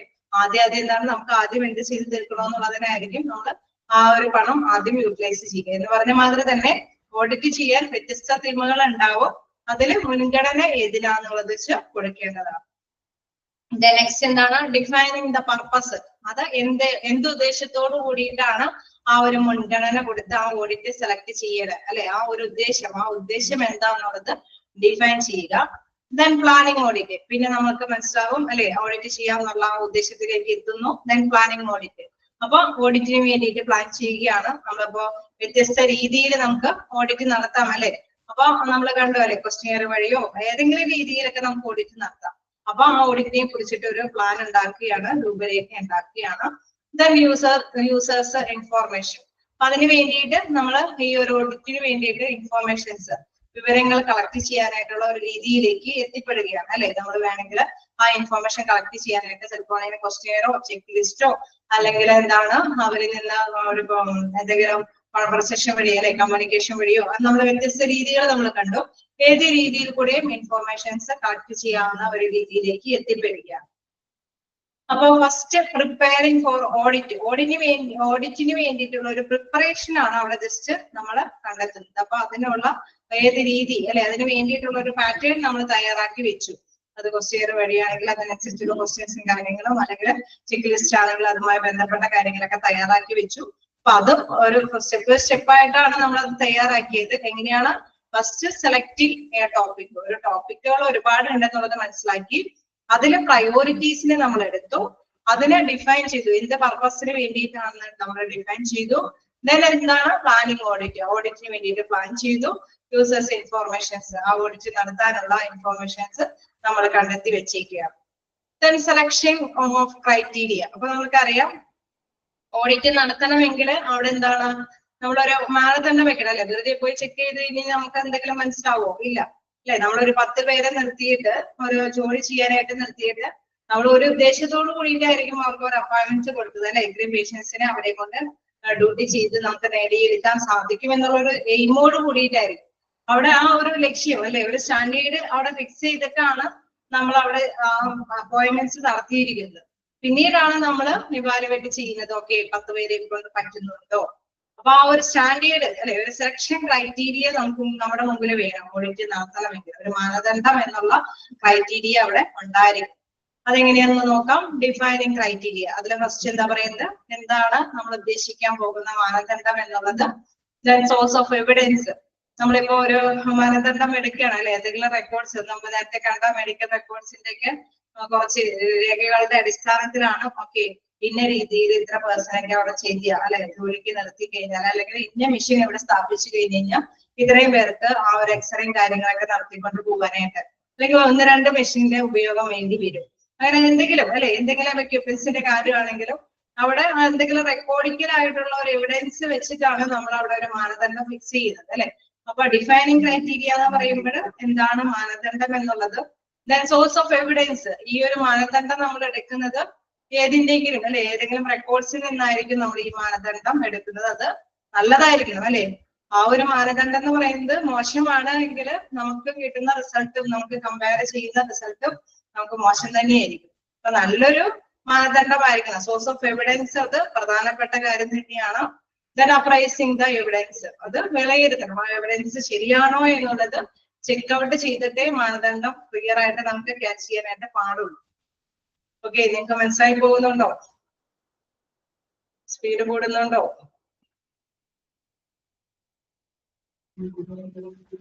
കിട്ടുന്നുണ്ട്. ഓക്കെ, ക്യാച്ച് ചെയ്യാൻ പറ്റുന്നുണ്ട്. ചിലർക്കെങ്കിലും സ്പീഡ് കൂടുന്നുണ്ടെങ്കിൽ പറയുന്നുണ്ട്, എല്ലാവർക്കും ഒരേപോലെ തന്നെ ക്യാച്ച് ചെയ്ത് പോകേണ്ടതാണ്. അപ്പൊ എന്തെങ്കിലും ഡൗട്ട് ക്ലിയർ ആണ്. ഓക്കെ, അപ്പൊ നമ്മൾക്ക് നോക്കാം എന്താണ് നമ്മൾ പ്രധാനമായിട്ട് മനസ്സിലാക്കേണ്ടത്. ഒരു മാനദണ്ഡം നമുക്ക് അവിടെ മോസ്റ്റ്ലി വേണം. ഈ മാനദണ്ഡം എന്നുള്ളതിന്റെ സോഴ്സ് എന്താണെന്ന് കണ്ടെത്തണം. അത് ഏത് രീതിയിലാണ് ഈ മാനദണ്ഡം ഉണ്ടാക്കാൻ പറ്റുക, അതിന്റെ സോഴ്സ് അല്ലെ, അതിന്റെ ഉറവിടം എന്താണെന്ന് കണ്ടെത്തണം. ആ ഉറവിടം കൃത്യമായിരിക്കണം അല്ലെ. അത് ആരെങ്കിലും പറഞ്ഞ് കേൾവിയുള്ള ഒരു ഉറവിടം, അങ്ങനെയൊക്കെ നമുക്ക് കുഴപ്പമില്ല, 3 പേരെ നിർത്തി നോക്കാം, അങ്ങനെയൊക്കെ ഒരു ചെറിയ റയർ ആയിട്ടുള്ള വർത്താനത്തിൽ നിന്നൊക്കെ ഉള്ള ഒരു എന്താണ് ഇൻഫോർമേഷൻസ് ബേസ് ചെയ്തിട്ടൊക്കെയാണ് നിർത്തണമെങ്കിൽ ചിലപ്പോൾ അത് പാളിപ്പോകാം. പക്ഷെ ചില ഹോസ്പിറ്റലുകാർ ഫോളോ ചെയ്ത ഒരു നല്ലൊരു ഇതാണ്, ആ ഒരു മാനദണ്ഡം വെച്ചിട്ടാണ് നമ്മളോട് ഉദ്ദേശിക്കണമെങ്കിൽ അവിടുത്തെ എന്തെങ്കിലും എവിഡൻസ് ഉണ്ടാവും അല്ലെ, അത് കറക്റ്റ് ആണെന്ന് നമുക്ക് വിലയിരുത്താനൊക്കെ ആയിട്ട് സാധിക്കും. അപ്പൊ നല്ലൊരു സോഴ്സ് ആയിരിക്കണം അവിടെ നമ്മൾ യൂട്ടിലൈസ് ചെയ്യേണ്ടത്, ഉപയോഗപ്രദമാക്കേണ്ടത്. അതാണ് സെക്കൻഡ് വരുന്നത്, സെലക്ഷൻ ക്രൈറ്റീരിയ. മാനദണ്ഡം എന്നുള്ളത് കണ്ടെത്തേണ്ടതുണ്ട്. അതാണ് അതിന്റെ ഒരു 3 കാര്യം പറയുന്നത്: defining criteria, source of evidence, then appraising evidence. ചിലപ്പോഴൊക്കെ ക്വസ്റ്റ്യൻസ് ഒക്കെ കാണാറുണ്ട് കേട്ടോ. ഡയഗ്രാം ഏതെങ്കിലും ഒരു പോയിന്റ് ഒക്കെ വിട്ടുപോയിട്ട് കംപ്ലീറ്റ് ദ ഡയഗ്രാം എന്ന് ചോദിക്കും, അല്ലെങ്കിൽ കംപ്ലീറ്റ് ദ പോയിന്റ്സ് എന്നൊക്കെ ചോദിച്ചിട്ട് ഈ ഒരു 3 പോയിന്റ്സ് ഒക്കെ കാണാറുണ്ട്. അപ്പൊ ഇതൊക്കെ ഓർത്ത് വെക്കുക. ഡിഫൈനിങ് ക്രൈറ്റീരിയ ആണ് സെലക്ഷൻ ക്രൈറ്റീരിയയുടെ ഫസ്റ്റ് ഇത് വരുന്നത്. തന്നെ കണ്ടെത്തേണ്ടത് സോഴ്സ് ഓഫ് എവിഡൻസ് ആണ്. ഈ ഒരു മാനദണ്ഡത്തിന്റെ എവിഡൻസ് അല്ലെ, അത് എവിടെ നിന്ന് കണ്ടെത്താം എന്നുള്ളതാണ്. ദെൻ ആ എവിഡൻസ് അപ്രൈസ് ചെയ്യുന്നത് അല്ലെ, അത് വിലയിരുത്തുന്നതാണ് തേർഡിൽ വരുന്നത്. ദെൻ നമുക്ക് നെക്സ്റ്റിലേക്ക് നോക്കാം, മെഷറിംഗ് ലെവൽ ഓഫ് പെർഫോമൻസ്. അപ്പൊ ആദ്യം നമ്മൾ എന്താണ് ഓഡിറ്റ് ചെയ്യേണ്ടതെന്നുള്ള കാര്യങ്ങളൊക്കെ കണ്ടു. പിന്നെ നെക്സ്റ്റ് നമ്മൾ മാനദണ്ഡം കണ്ടെത്തി. ഇനി നമ്മൾക്ക് എന്താണ് അതിന്റെ എന്താണെന്ന് നമ്മുടെ അല്ലെ ക്ലിയർ കട്ട് എന്താണെന്ന് നമുക്ക് മനസ്സിലാകണം അല്ലെ. അപ്പൊ ആക്ച്വൽ പെർഫോമൻസ് വിലയിരുത്തണം, measuring the level of performance. നിലവില് നമ്മൾ ചെയ്യുന്ന ഡ്യൂട്ടികൾ എങ്ങനെയാണെന്ന് കണ്ടെത്തണം. നമ്മളിപ്പോ ഒരു ഹോസ്പിറ്റലിൽ എന്തെങ്കിലും കാര്യങ്ങളൊക്കെ ഇംപ്ലിമെന്റ് ചെയ്യുമ്പോൾ എന്തെങ്കിലും ഉദ്ദേശത്തോട് കൂടിയിട്ട് ഇത്രയും പേഴ്സണെ ഇത്രയും കൊണ്ട് പറ്റും എന്നൊക്കെ ഉള്ള ഒരു മൈൻഡിലൊക്കെ ആയിരിക്കും ഓരോ കാര്യങ്ങൾ ചെയ്യിപ്പിക്കുന്നത് അല്ലെ. അപ്പൊ അവിടെ ചെയ്യുന്നത് അനുസരിച്ചിട്ട് ഇടയ്ക്ക് വിലയിരുത്തണം. ഓക്കെ, ഇപ്പൊ എങ്ങനെയാണ് പോകുന്നത്, സ്മൂത്ത് ആയിട്ട് പോകുന്നുണ്ടോ, ടൈറ്റ് ആയിട്ടാണ് പോകുന്നത്, അവിടെ കുറച്ചും കൂടി എക്യുപ്മെന്റിന്റെ ആവശ്യകതയുണ്ടോ, അല്ലെങ്കിൽ റൂം ഫെസിലിറ്റീസ് കൂടുതൽ ആവശ്യമുണ്ടോ, അതല്ലെങ്കിൽ ഡോക്ടേഴ്സിന് അല്ലെ നഴ്സുമാരൊക്കെ കൂടുതൽ അപ്പോയിന്റ്മെന്റ് ചെയ്യേണ്ടതുണ്ടോ, അങ്ങനെ മെഷർ ചെയ്യേണ്ടതുണ്ട് അല്ലെ. പെർഫോമൻസ് മെഷർ ചെയ്യണം. അങ്ങനെ മെഷർ ചെയ്താൽ മാത്രമാണ് ഇങ്ങനെ ആവശ്യകതയുണ്ടോ എന്ന് കണ്ടെത്താൻ സാധിക്കുകയുള്ളൂ. അപ്പൊ നിലവിലെ ആ പെർഫോമൻസ് ഇവാലുവേറ്റ് ചെയ്യുന്നതാണ് തേർഡ് സ്റ്റേജിൽ വരുന്നത്. നോക്കാം എന്താണ് അതിൽ പറയുന്നത്. Planning data collection, then method of collection, handling data. ഇത് നമ്മൾ എങ്ങനെയാണ് ഈ ഒരു പെർഫോമൻസ് കണ്ടെത്താൻ വേണ്ടിയിട്ട് എന്താണ് ആദ്യം തന്നെ എങ്ങനെയാണ് ഇവരുടെ പെർഫോമൻസ് കണ്ടെത്താൻ നമുക്ക് ഇൻഫോർമേഷൻസ് കളക്ട് ചെയ്യുന്നു അല്ലെ. അവരുടെ വരുന്ന ടൈമും അല്ലെങ്കിൽ അപ് ടു ഡേറ്റ് ആയിട്ടുള്ള റെക്കോർഡ്സ് ഒക്കെ നോക്കിയിട്ട് അല്ലെങ്കിൽ എക്യുപ്മെന്റ്സിന്റെ ഉപയോഗക്രമമൊക്കെ നോക്കിയിട്ട് ആ ഒരു ഇൻഫോർമേഷൻസ് നമുക്ക് കളക്ട് ചെയ്യാനായിട്ട് സാധിക്കും. അത് ഏത് രീതിയിൽ വേണമെങ്കിലും ആ ഇൻഫോർമേഷൻസ് കളക്ട് ചെയ്യാം. പിന്നീടാണ് നമ്മൾ ഹാൻഡിൽ ചെയ്ത് നോക്കുന്നത്. ഓക്കെ, ഇത് സമയക്രമത്തിനനുസരിച്ച് തന്നെ ഉപയോഗിക്കാൻ പറ്റുന്നുണ്ടോ എന്നൊക്കെയുള്ള കാര്യം മനസ്സിലാക്കുന്നത്. അപ്പൊ അതിന്റെ ഇൻഫോർമേഷൻസ് പെർഫോമൻസ് ഇവാലുവേറ്റ് ചെയ്യാൻ വേണ്ടിയിട്ട് ആവശ്യമായിട്ടുള്ള ഡാറ്റകൾ കളക്ട് ചെയ്യണം. അത് ഏത് രീതിയിൽ വേണമെങ്കിലും ആ ഡാറ്റകൾ കളക്ട് ചെയ്യാം. കളക്ട് ചെയ്തതിന് ശേഷമാണ് ആ പെർഫോമൻസ് വിലയിരുത്തുന്നത്. മറ്റേത് എന്താണ്, സ്റ്റാൻഡേർഡ് ആണ് നമ്മൾ കണ്ടെത്തുന്നത്.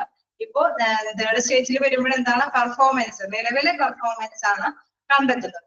ദെൻ നെക്സ്റ്റ് എന്താണ് ഫോർ മേക്കിംഗ്, ഫോർത്ത് പോയിന്റിൽ വരുന്നത് മേക്കിംഗ് ഇംപ്രൂവ്മെന്റ്സ്. അപ്പൊ നമ്മൾ കണ്ടെത്തുകയാണ് identify barriers, fear, lack of understanding, low morale, poor communication etcetera. അതായത് നമ്മളിപ്പോ കണ്ടെത്തി അല്ലെ, ആക്ച്വൽ പെർഫോമൻസ് കണ്ടെത്തിയപ്പോൾ എന്തൊക്കെയോ തടസ്സങ്ങൾ ഉള്ളത് കൊണ്ടാണ് ഇവർക്ക് അത് വിചാരിച്ച സ്റ്റാൻഡിലേക്ക് എത്താൻ പറ്റാത്തത് എന്നുള്ളതിലേക്ക് എത്തിപ്പെടുകയാണ്. അപ്പൊ എന്തൊക്കെ തടസ്സം കൊണ്ടാണ് ഇപ്പൊ അങ്ങനെയാണ് വരുമ്പോഴാണ് നമ്മൾ ഈ ഒരു ഓഡിറ്റിന്റെ ഒരു ഇവാലുവേഷൻ റൺ ചെയ്തെത്തുന്നത് അല്ലെ. അതെന്താന്ന് വെച്ച് കഴിഞ്ഞാൽ നമ്മൾ നേരത്തെ പറഞ്ഞ മാതിരി കാര്യങ്ങളൊക്കെ ശരിയാണെങ്കിലും എന്തൊക്കെയോ ഒരു തടസ്സങ്ങൾ ഉള്ളത് കൊണ്ട് നല്ല സേവനങ്ങൾ പേഷ്യൻസിൽ എത്തിക്കാൻ പറ്റുന്നില്ല. ഒരുപക്ഷെ സൗകര്യം അല്ലെ, എക്യുപ്മെന്റ്സിന്റെ അപാകത കൊണ്ടായിരിക്കാം, അതല്ലെങ്കിൽ ബിൽഡിങ്ങിന്റെ വലിപ്പക്കുറവ് കൊണ്ടായിരിക്കാം, അതല്ലെങ്കിൽ സമയക്രമം അല്ലെ അത് കറക്റ്റ് ആയിട്ടുള്ള ഓർഡറിലേക്ക് എത്തിപ്പെടാത്തത് കൊണ്ടായിരിക്കാം, അതല്ലെങ്കിൽ പേഴ്സൺസിന്റെ അല്ലെ ഡോക്ടേഴ്സിന്റെയും നഴ്സുമാരുടെയൊക്കെ ഷോർട്ടേജ് കൊണ്ടായിരിക്കാം. എന്താണ് തടസ്സം, ഈ ഒരു നല്ല ലക്ഷ്യത്തിലേക്ക് എത്തിപ്പെടാൻ എന്താണ് തടസ്സം എന്ന് മനസ്സിലാക്കുകയാണ് ഈ ഒരു 4th സ്റ്റേജിൽ വരുന്നത്. ഇപ്പൊ നമ്മള് ഫസ്റ്റ് ഓഡിറ്റ് ഒന്നും കൂടി പറയാണ്. ഫസ്റ്റില് നമ്മളെ ഓഡിറ്റ് എന്തിനു വേണ്ടിയിട്ടാണ് നടത്തുന്നത് എന്നുള്ള കാര്യം കണ്ടെത്തുന്നു. ദെൻ ഓഡിറ്റ് നടത്തുന്നതിന് വേണ്ടിയിട്ടുള്ള മാനദണ്ഡം കണ്ടെത്തുന്നു. ദെൻ പെർഫോമൻസ് ഇവാലുവേറ്റ് ചെയ്യും. ഈ പെർഫോമൻസ് ഇവാലുവേറ്റ് ചെയ്യുമ്പോൾ സ്റ്റാൻഡേർഡിലേക്ക് എത്തിപ്പെടാൻ പറ്റാത്ത തടസ്സങ്ങൾ എന്താന്നുള്ളതാണ് 4th സ്റ്റേജിൽ കണ്ടെത്തുന്നത്. മേക്കിംഗ് ഇംപ്രൂവ്മെന്റ്സ് അല്ലെ, അവിടെ ഇംപ്രൂവ്മെന്റ്സ് വരുത്തണം. എന്തൊക്കെയോ തടസ്സങ്ങൾ ഉള്ളത് കൊണ്ടാണ് അവർക്ക് ലക്ഷ്യത്തിലേക്ക് എത്താൻ പറ്റാത്തത്. ഐഡന്റിഫൈ ബാരിയേഴ്സ്, തടസ്സങ്ങൾ എന്താണെന്ന് കണ്ടെത്തുക. ഒരുപക്ഷെ ചിലപ്പോ ഫിയർ, ലാക്ക് ഓഫ് അണ്ടർസ്റ്റാൻഡിങ് അല്ലെ, ചിലപ്പോ പേഷ്യൻസിന് ഇപ്പോ നഴ്സുമാരൊക്കെ ചിലപ്പോൾ ഓപ്പറേഷൻ തിയേറ്ററിലൊക്കെ അവര് വിചാരിച്ച പേഴ്സൺസിന് ചിലപ്പോൾ നന്നായിട്ട് തന്നെ വർക്ക് ചെയ്യാൻ സാധിക്കുന്നുണ്ടാവില്ല. ചിലപ്പോൾ ഇങ്ങനെ എന്തെങ്കിലും അല്ലെ അവർക്ക് പേടി, എന്താ പറയാ, നല്ല എക്സ്പീരിയൻസും കഴിവുണ്ടാവും. ചിലപ്പോൾ ചിലതിനെ ഫേസ് ചെയ്യാൻ അപാകത അല്ലെ ബുദ്ധിമുട്ടുണ്ടാവും. അങ്ങനെയുള്ള പേടി കൊണ്ട് ചിലപ്പോൾ അവർക്ക് ആ സർവീസ് കാഴ്ചവെക്കാൻ സാധിക്കുന്നുണ്ടാവില്ല. ചിലപ്പോൾ വേണമെങ്കിൽ മനസ്സിലാക്കിയെടുക്കാനായിട്ട് അല്ലെ എന്താണ് മാറ്റർ എന്നുള്ളതൊക്കെ എങ്ങനെയാണ് അത് ക്ലിയർ ആയിട്ട് മനസ്സിലാക്കി എടുക്കാനുള്ള അഭാവം കൊണ്ടായിരിക്കാം. ചിലപ്പോൾ ലോ മൊറയിൽ അല്ലെ അവർക്കുള്ള ധാരണകള് അത് എന്തൊക്കെയോ കുറവുകളായിരിക്കാം. പുവർ കമ്മ്യൂണിക്കേഷൻസ്, നല്ല ആശയവിനിമയം നടത്താത്തത് കൊണ്ടായിരിക്കാം. നമുക്കറിയാം ഇങ്ങനെയൊക്കെയുള്ള ബാരിയേഴ്സ് വരികയാണെങ്കിൽ അതിന് മറികടക്കാനുള്ള എന്തെങ്കിലും ട്രെയിനിങ് പാക്കേജ് ഒക്കെ കൊടുത്തു കഴിഞ്ഞ് കഴിഞ്ഞാൽ അവർക്ക് ആ തടസ്സങ്ങളൊക്കെ മാറി കിട്ടും അല്ലെ. അതിനു വേണ്ടിയിട്ടാണ് ഇങ്ങനെയുള്ള അവലോകനങ്ങൾ നടത്തുന്നത്. അപ്പൊ ഐഡന്റിഫൈ ബാരിയേഴ്സ്, എന്താണ് തടസ്സം എന്നുള്ളത് കണ്ടെത്തുകയാണ് 4th സ്റ്റേജിൽ വരുന്നത്.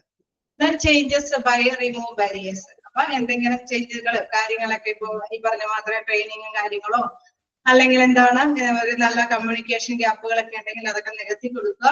അങ്ങനെയൊക്കെ കൊടുക്കുമ്പോൾ എന്താണ് അവർക്ക് അവരുടെ ആ ഒരു തടസ്സങ്ങളൊക്കെ നീക്കിയിട്ട് നല്ല ഡ്യൂട്ടി ചെയ്യാനൊക്കെ ആയിട്ട് സാധിക്കുമെന്നുള്ളതാണ്.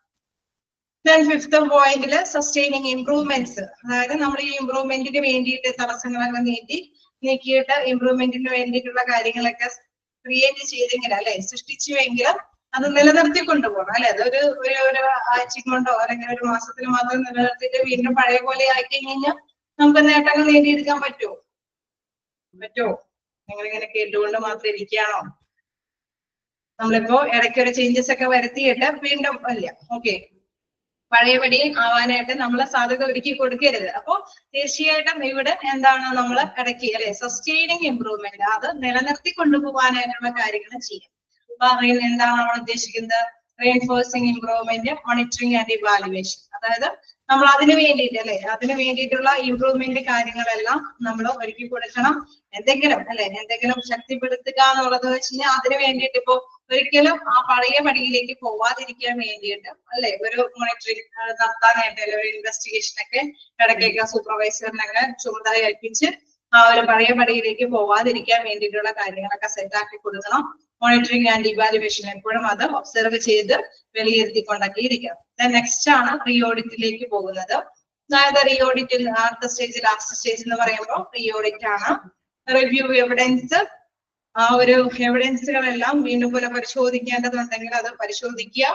Measure effectiveness, decide how often to re audit, ongoing process monitoring. അതായത് ഇത് എന്താണ് വീണ്ടും ഫലപ്രാപ്തിയായിട്ടുള്ള കാര്യങ്ങളൊക്കെയാണ് പോണത്. വീണ്ടും എവിടെയെങ്കിലൊക്കെ അവലോകനം വേറെ സ്ഥലത്തൊക്കെ അവലോകനം ചെയ്യേണ്ടതുണ്ടോ, അല്ലെങ്കിൽ ഉള്ളതിൽ ഏതെങ്കിലും ഒരു ഭാഗത്താണ് ഭാഗപ്പിഴകൾ വന്നതെങ്കിൽ അവിടെ മാത്രം ഒരു അവലോകനം നടത്തിയിട്ട് ക്ലിയർ ഔട്ട് ചെയ്യുക.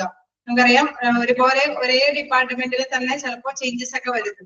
പക്ഷെ ചില ഡിപ്പാർട്ട്മെന്റ് ഒക്കെ ആയിട്ട് വരും, ചില ഡിപ്പാർട്ട്മെന്റ് ചിലപ്പോൾ അവർ ഫോളോ ചെയ്യാനായിട്ട് പറ്റിയെന്ന് വരും.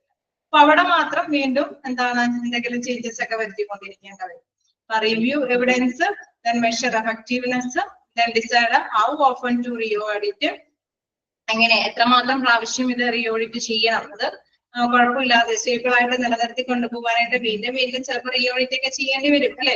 ചിലപ്പോൾ ഒരു പ്രാവശ്യമൊക്കെ പറഞ്ഞ എല്ലാ കാര്യങ്ങളും ചിലപ്പോൾ എല്ലാവരും അല്ലെ ഒരു ട്രെയിനിങ് ഒക്കെ കൊടുത്താൽ ചിലര് അത് ആ ഒരു ട്രെയിനിങ് കൊണ്ട് തന്നെ ക്യാച്ച് ചെയ്യും, ചിലർക്ക് വീണ്ടും ട്രെയിനിങ് ഒക്കെ കൊടുക്കേണ്ടി വരും അല്ലെ.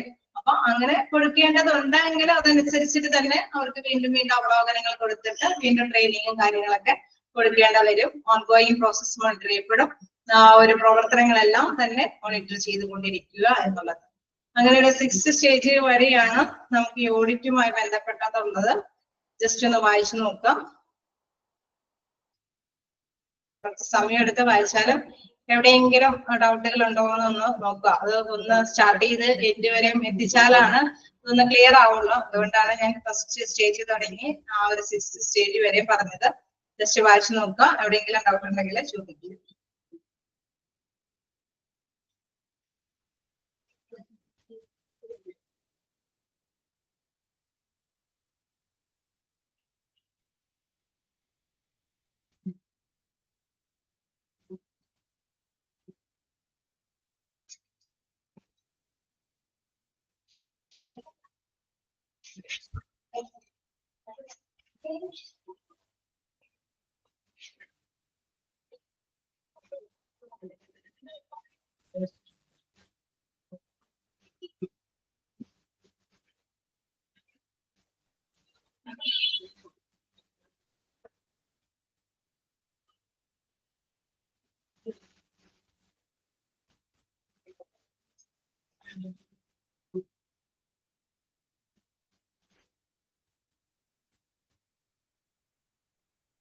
ഓക്കെയാണ്.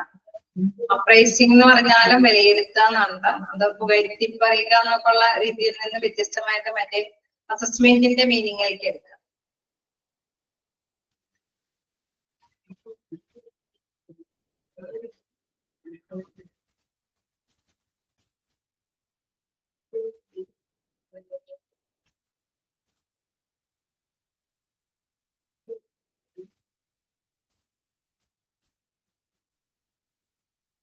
ബാരിയേഴ്സ് എന്ന് വെച്ച് കഴിഞ്ഞാൽ തടസ്സങ്ങൾ.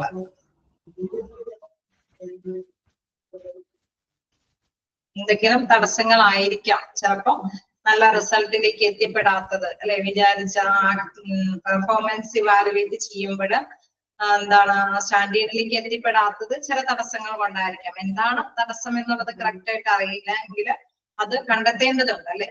പിന്നീട് ആ തടസ്സം റിമൂവ് ചെയ്യുക. നെക്സ്റ്റ് പോയിന്റില് ചേച്ചി ബൈ റിമൂവ് ബാരിയേഴ്സ്. എന്ത് തടസ്സമാണെങ്കിലും തടസ്സം നീക്കി കളയുക എന്നാണ്, മാറ്റം വരുത്തുക എന്നാണ്.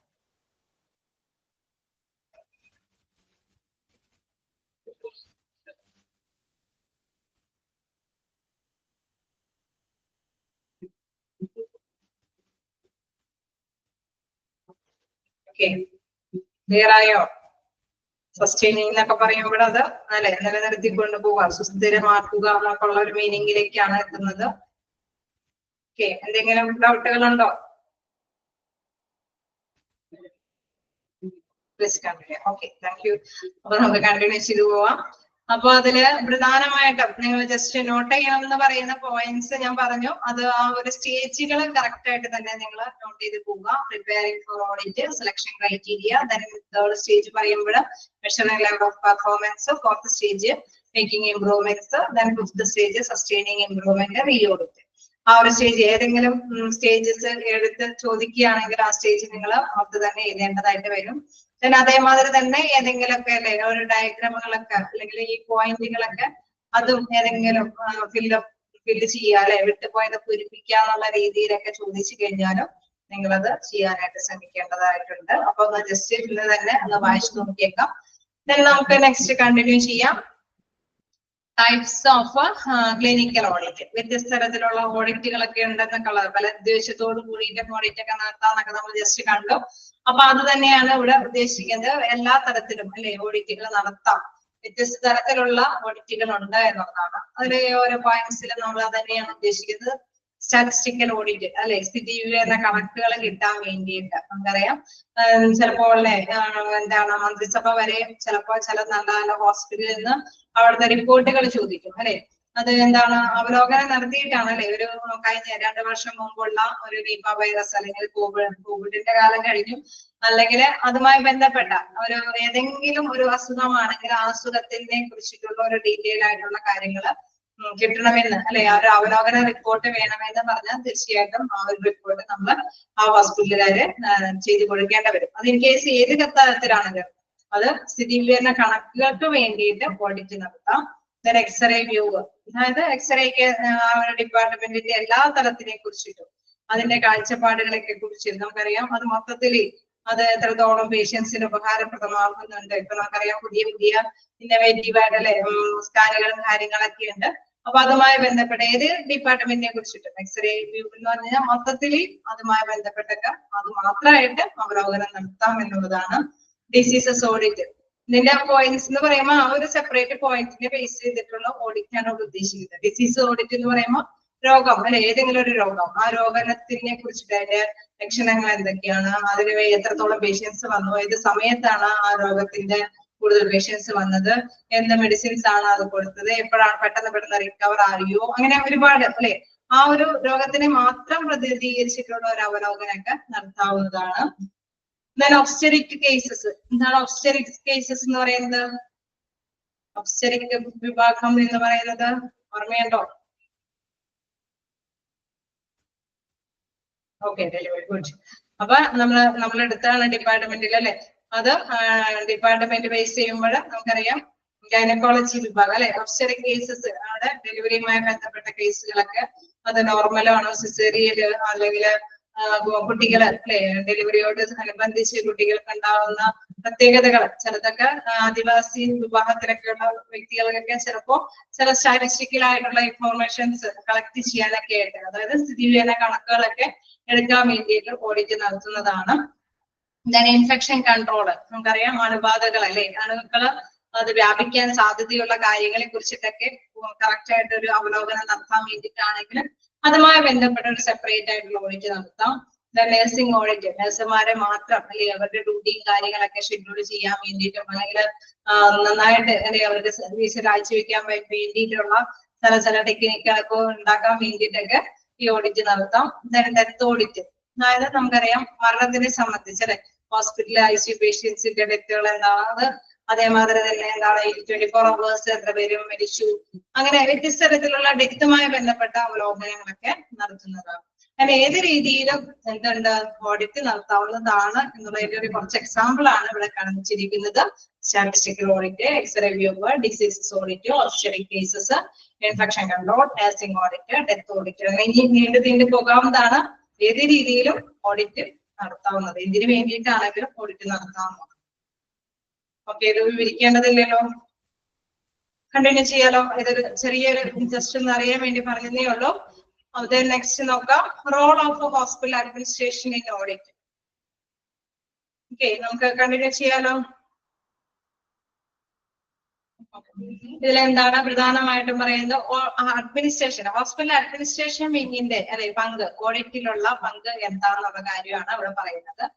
നോക്കാം, to facilitate and provide good working environment അല്ലെ. ഇപ്പൊ ഒരു ഓഡിറ്റ് നടത്താൻ വേണ്ടിയിട്ട് ഒരു കുറച്ച് കാര്യങ്ങളൊക്കെ കണ്ടെത്തേണ്ടതുണ്ടെങ്കിൽ അതിനനുവദിച്ചിട്ടുള്ള ഫെസിലിറ്റീസ് അല്ലെ, അതിനനുവദിച്ചിട്ടുള്ള സൗകര്യപ്രദമായിട്ടുള്ള കാര്യങ്ങളെല്ലാം, നല്ല ഗുഡ് വർക്കിംഗ് കണ്ടീഷൻസ് അല്ലെ, എൻവയറമെന്റ് എല്ലാം പ്രൊവൈഡ് ചെയ്യേണ്ടത് അഡ്മിനിസ്ട്രേറ്റീവ് വിങ്. നമുക്കറിയാം അഡ്മിനിസ്ട്രേറ്റീവ് വിങ്ങിലുള്ളവരുടെ പ്രത്യേകത എന്താ? അവരാണ് പോളിസികളും അല്ലെ നയങ്ങളും നയരൂപീകരണങ്ങളും നടപടിക്രമങ്ങളൊക്കെ ഉണ്ടാക്കുന്ന ഒരു വിങ്ങാണ് എന്താ അഡ്മിനിസ്ട്രേറ്റീവ് ലെവലിലുള്ളവർ അല്ലെ. അപ്പൊ അവരും മാനേജ്മെന്റും ഒക്കെ ഡിസ്കസ് ചെയ്തിട്ടാണോ പുതിയ പുതിയ നിയമങ്ങളും ചട്ടക്കൂടുകളൊക്കെ കൊണ്ടുവരിക. അപ്പൊ ഇവര് എന്താണ് ഓഡിറ്റ് കാര്യങ്ങൾക്ക് വേണ്ടി വരുമ്പോൾ അതിനനുസരിച്ചിട്ടുള്ള ഒരു വർക്കിംഗ് എൻവയറമെന്റ് ഉണ്ടാക്കി കൊടുക്കേണ്ടത്, പ്രൊവൈഡ് ചെയ്യേണ്ടത് എന്താണ് അഡ്മിനിസ്ട്രേറ്റീവ് വിങ്ങിലുള്ള വ്യക്തികളാണ്. Then to provide facilities, resources and smooth supply. അതായത് ഇപ്പൊ നമ്മൾ പറയുകയാണെങ്കിൽ അവലോകനം നടത്തുന്ന അനുസരിച്ചിട്ട് അല്ലെ, കമ്പാരിസൺ ഒക്കെ നടത്തി കഴിയുമ്പോൾ ചില കാര്യങ്ങളിലൊക്കെ എന്താണ് ചില റിസോഴ്സസ് അല്ലെങ്കിൽ ചില മെഷീൻസ് ഒക്കെ പ്രൊവൈഡ് ചെയ്യണമെന്നൊക്കെ പറഞ്ഞാൽ അതിനനുസരിച്ചിട്ട് അഡ്മിനിസ്ട്രേറ്റീവ് ലെവലിലുള്ളവര് അത് പ്രൊവൈഡ് ചെയ്യും അല്ലെ, അത് നൽകണം. എങ്കിൽ മാത്രമാണ് ഈ ഓഡിറ്റും കൊണ്ട് ഫലമുള്ളൂ അല്ലെ. ഓഡിറ്റ് നടത്തിയിട്ട് ഇവിടെയൊക്കെ ഭേദഗതികളൊക്കെ വരുത്തണമെന്ന് പറഞ്ഞ് അതിങ്ങനെ വാക്കാലി അല്ലെങ്കിൽ എഴുതി തയ്യാറാക്കി വെച്ച് കഴിഞ്ഞാൽ എന്തെങ്കിലും മാറ്റം ഉണ്ടാവോ?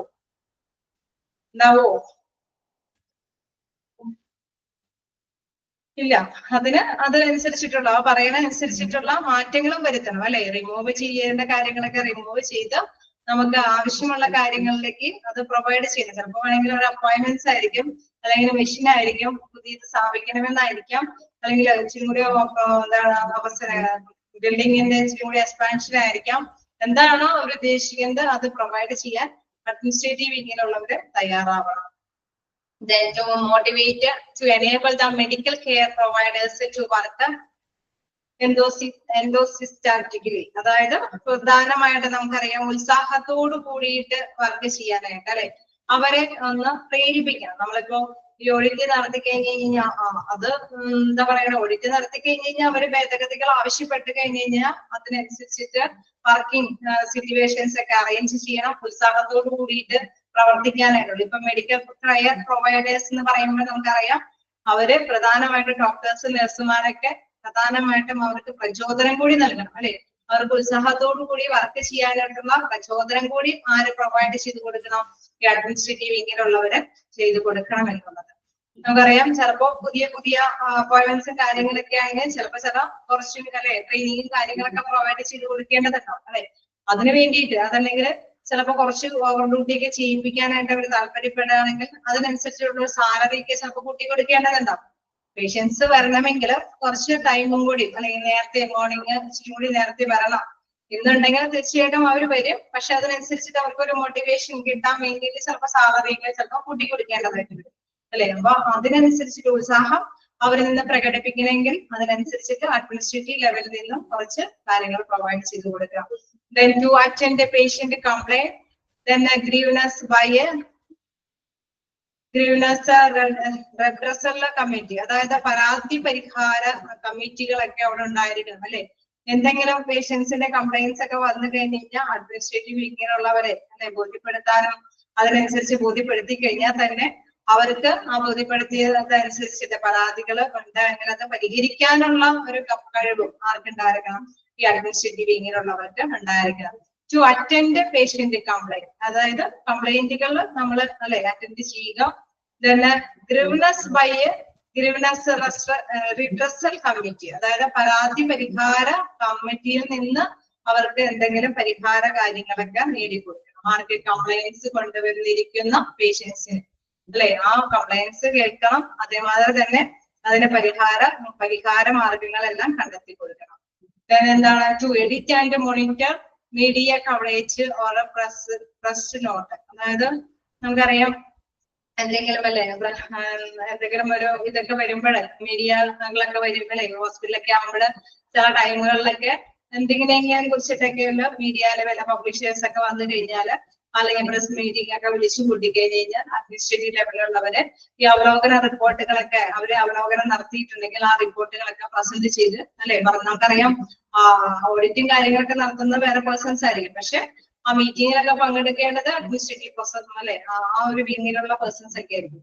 അപ്പൊ അവരാണ് അതൊക്കെ ആ ഒരു മീഡിയയിലൊക്കെ ഷെയർ ചെയ്യേണ്ടത്. Then patient satisfaction surveys to reveal the gray areas.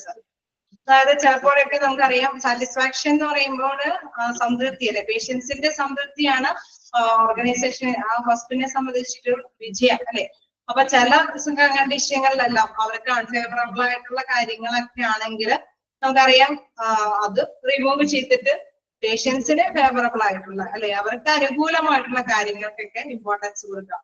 Patients satisfaction survey to reveal the grey areas, അതായത് എവിടെയാണോ അവർക്ക് അൺഫേവറബിൾ അവിടെ ആ ഏരിയയിലൊക്കെ സർവേ നടത്തിയിട്ട് അവർക്ക് അനുകൂലമായിട്ടുള്ള കാര്യങ്ങൾ ഉണ്ടാക്കി കൊടുക്കാനായിട്ട് തയ്യാറാവണം, സാറ്റിസ്ഫൈഡ് ആക്കാനായിട്ട് തയ്യാറാവണം. Then to conduct exit interview and make changes as suggested, അതായത് ഒരുപാട് ഇങ്ങനെ അവലോകനങ്ങളൊക്കെ നടത്തുക മാത്രം ചെയ്തിട്ട് കാര്യമില്ല.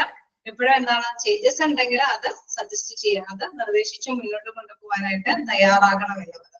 To frame clear cut objectives and policies, എപ്പോഴും അല്ലെ വ്യക്തമായ രീതിയിലും അതായത് നല്ല ലക്ഷ്യത്തോടു കൂടിയിട്ടുള്ള നയങ്ങളൊക്കെയാണ് അഡ്മിനിസ്ട്രേറ്റീവ് ലെവലിൽ നിന്ന് ഉണ്ടാക്കിയിരിക്കേണ്ടത്. ടു ഫ്രെയിം ക്ലിയർ അല്ലെ, നല്ല ഫ്രെയിം ചെയ്ത് കൊണ്ടുവരേണ്ടത് കുറെ നിയമങ്ങളും ചട്ടക്കൂടുകളും അല്ല, നല്ല രീതിയിൽ അല്ലെ ക്ലിയർ വ്യക്തമായതും ലക്ഷ്യം നേടിയെടുക്കാൻ പറ്റുന്ന തരത്തിലുള്ള പോളിസികൾ നയങ്ങളൊക്കെ രൂപീകരിക്കാനായിട്ടാണ് ഫ്രെയിം ചെയ്തെടുക്കാനായിട്ടാണ് തയ്യാറാക്കേണ്ടത്. അങ്ങനെയാണ് അഡ്മിനിസ്ട്രേറ്റീവ് ലെവലിലുള്ളവർക്ക്, അതായത് ആ ഒരു പൊസിഷനിൽ ഇരിക്കുന്നവർക്ക് ഓഡിറ്റിലുള്ള പങ്ക് എന്താണെന്നുള്ളത്. ജസ്റ്റ് വായിച്ചു നോക്കാം.